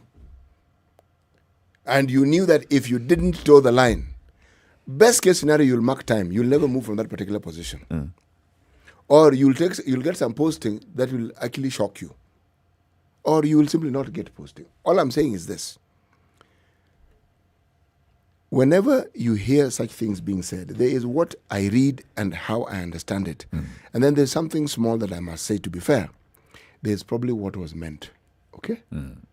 When somebody like C.S. Matiang'i, who in my mind seems to be in the habit of barking orders at people, okay? we sometimes forget that may be his style, but he's a fairly effective administrator. If you look at his track record and what he has done since he has been in the cabinet, he's a very effective administrator. Okay? The manner in which he delivers the things he says may not be palatable to a gentle ear, but you cannot fault him on delivering. That you can't. And if we were to be fair again, and you look at what he's saying, if he owes his position to the president, is there anything he cannot really do to ensure that he does what the president would like him to do? Lydia in Parklands, good morning. Good morning, SpiceFM. Thank you for this important point you have raised. Siti, Ndu and Eric. It's very important. But please mention the word keep the peace. This instruction from the president is to keep the peace. And everyone has to watch each other to behave well. Keep the peace again and again. Yeah. Thank you, SpiceFM, for your good subject. Thank you, Lydia. Keep the peace. A really important statement that Lydia has made, isn't it? Yes. Yes. And also, the positions that people like the Minister for Interior have, they aren't positions that put you in pole position for a popularity contest. Not really. Not really. And popularity we leave to politicians. But a government administrator, it's hardly likely that you'll actually get anything done if your focus is to try and please as many people as possible. No, please one person. The boss. That's it. Everybody else, Shaurienu. Osaka lemon. Okay. So was this a political order, instruction that was being given? Do you read it that, what he's saying? Yes. Thank you, Ndu. Come on. You think that you're suddenly going to come along? So he's saying if Uhuru says Baba Tosha, all chiefs in the country should hear Baba Tosha. Short of saying that, yes. Yes. You're coming now, at this time, at this 11th hour, to remind these folks about their job, assuming that they don't understand. He does this on a regular basis. Every time he meets with the chiefs, he tells them. It's good. But now we are reminding them at this particular important juncture that this is what they ought to do. If you can't see the political twist here, then perhaps you need to open your eyes just a little bit wider. It is clear that a political angle is being applied here. You're intelligent. That's why that's why that caveat has been drawn there. Yeah. Because you're all intelligent people, you know exactly what I'm talking about. Because then this goes against the spirit of very many things. One of the things that people were talking against in the run-up to the new constitution was misuse of these government structures for political campaigns. Okay? And it had to be very clear that you cannot use state resources for political gain, for political campaigns. Do you remember? It's clear in law. And do you remember the one group of people who is, in terms of using your office to then make pronouncements, the one group of people who is clear from this are actually CSs, right? Yes. He made this statement and he's at the same time telling you to be intelligent. So even him, he's very clever in the way in which he has said it. He's asking you to be extremely intelligent about the things that he's telling you at this point. So he has not come out to say it, but come on, think about what it is that I'm telling you. Take this position. It has come as a taken position from our boss. You should also fall in line. Think about what I'm telling you. So is this abuse of office? Well, what's a yardstick? At what point are you using public resources and at what point are you not using public resources? At what point are you just opening your mouth and saying something? When you go and you stand on top of a government vehicle and you say, unajua sisi tutasimama na chama ya ODA. Na tunataka utupigie kura. That you're campaigning in a campaign season and you're using state resources. You know, that particular divide is sometimes a little unclear because then if the residence I stay in is government property and I keep having meetings there, clearly the political agenda. Yes. Am I using state resources for my own end? Yes. No. At the same time, it is my duty to meet with citizens. That is one. It is my duty to talk with citizens. Are you meeting them to campaign or are you meeting them to, discuss? That's what I'm asking. Is it public participation forum? Where's getting the pulse of the nation. And I'm asking you, where do you divide the line? Where do you draw the line here? When you put banners that say vote City Muga, vote City Muga, and you stand up and say the assumption is that you can only campaign with that kind of paraphernalia. Meanwhile, you can campaign very effectively by opening your mouth. Yeah. You don't have to have placards and By posters working. and flyers, and that's the only way you're campaigning. Working or is the most electioneering. effective way of campaigning. Delivering on what you promise you're going to do. Indeed it is. Indeed it is. But the truth of the matter is this. We have a culture where we have abused those privileges for the longest time possible, so that the lines are blurry. I'm sure in the law, the lines are clear, and you're told. I mean, take, for instance, the issue of how much you should spend, when you should spend it, and so forth. There's clever maneuverings to ensure that one keeps within the law, so to speak. But the same politicians, remember the cap that was put on how much to spend? What happened to that one? Was that not kicked out of the window? So I am saying that the moment you blow hot and then you blow cold at the same time, and if with reference to political statement, at what point is a public servant politically inclined? And yet it's a politician who has appointed them. Back to the phone lines for a bit. Jackie in Nairobi, good morning. Good morning, guys. How are you? Good, thank you. I have a small contribution. You know, we all speak Kenyanese. Yes. Yes, we do. When we were growing up, our moms used to tell us, when you break a glass, you're told, break more. Vunja Alafu, zote. you say you speak Kenyanese.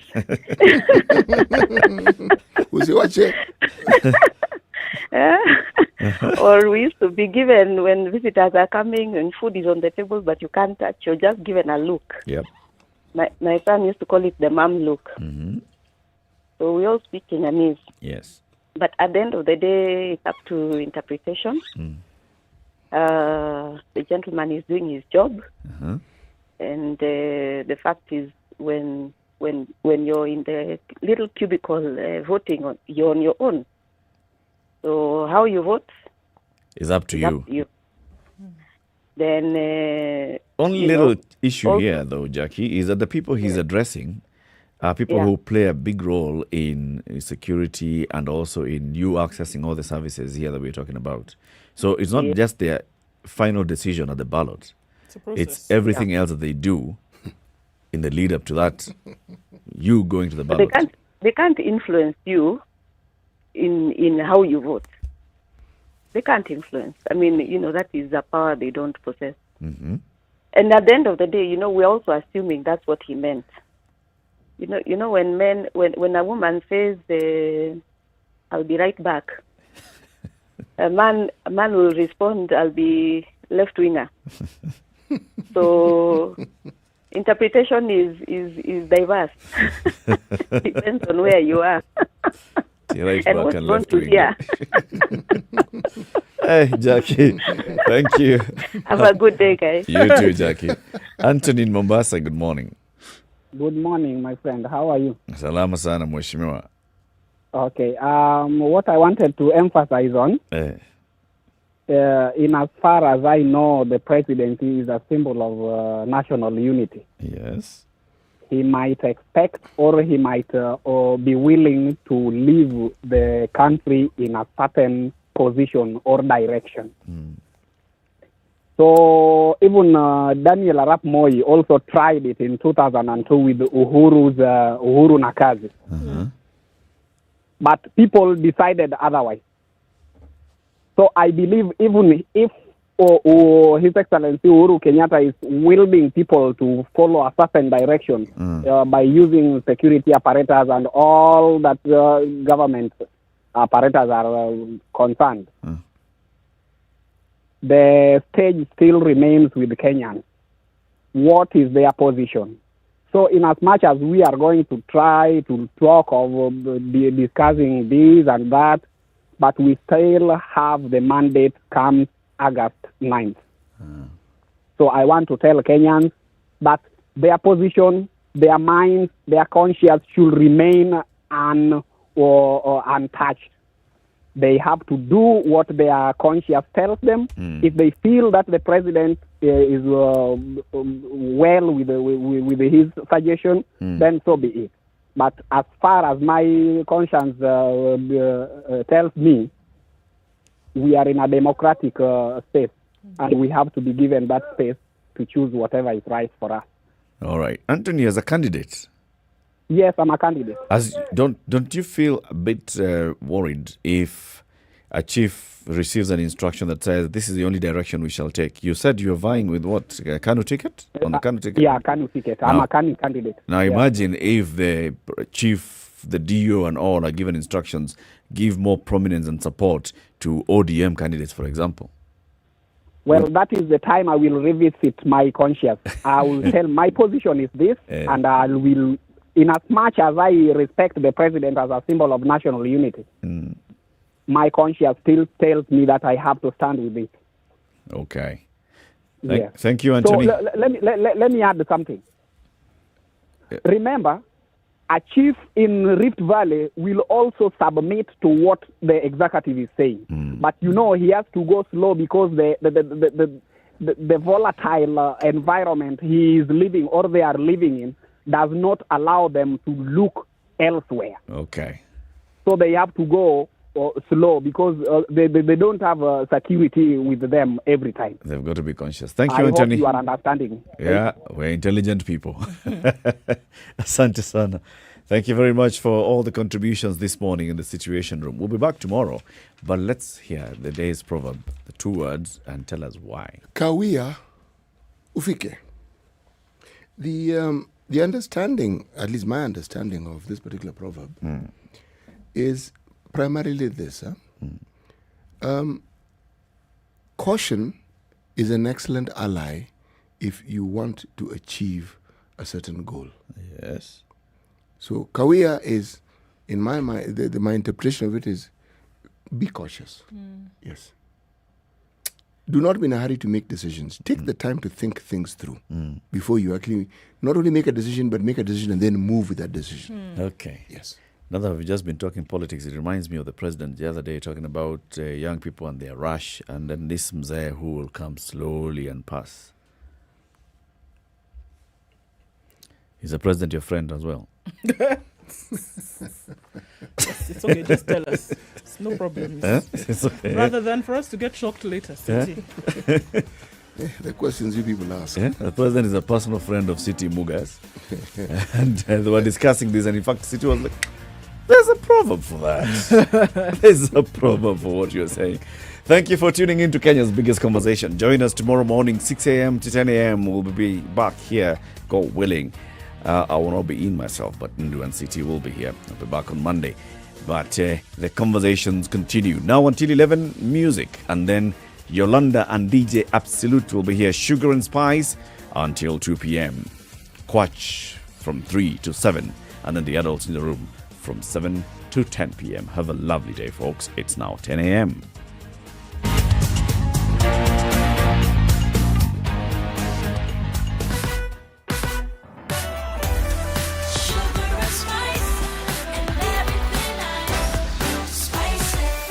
Spice up your life. The latest news from around the world. 94.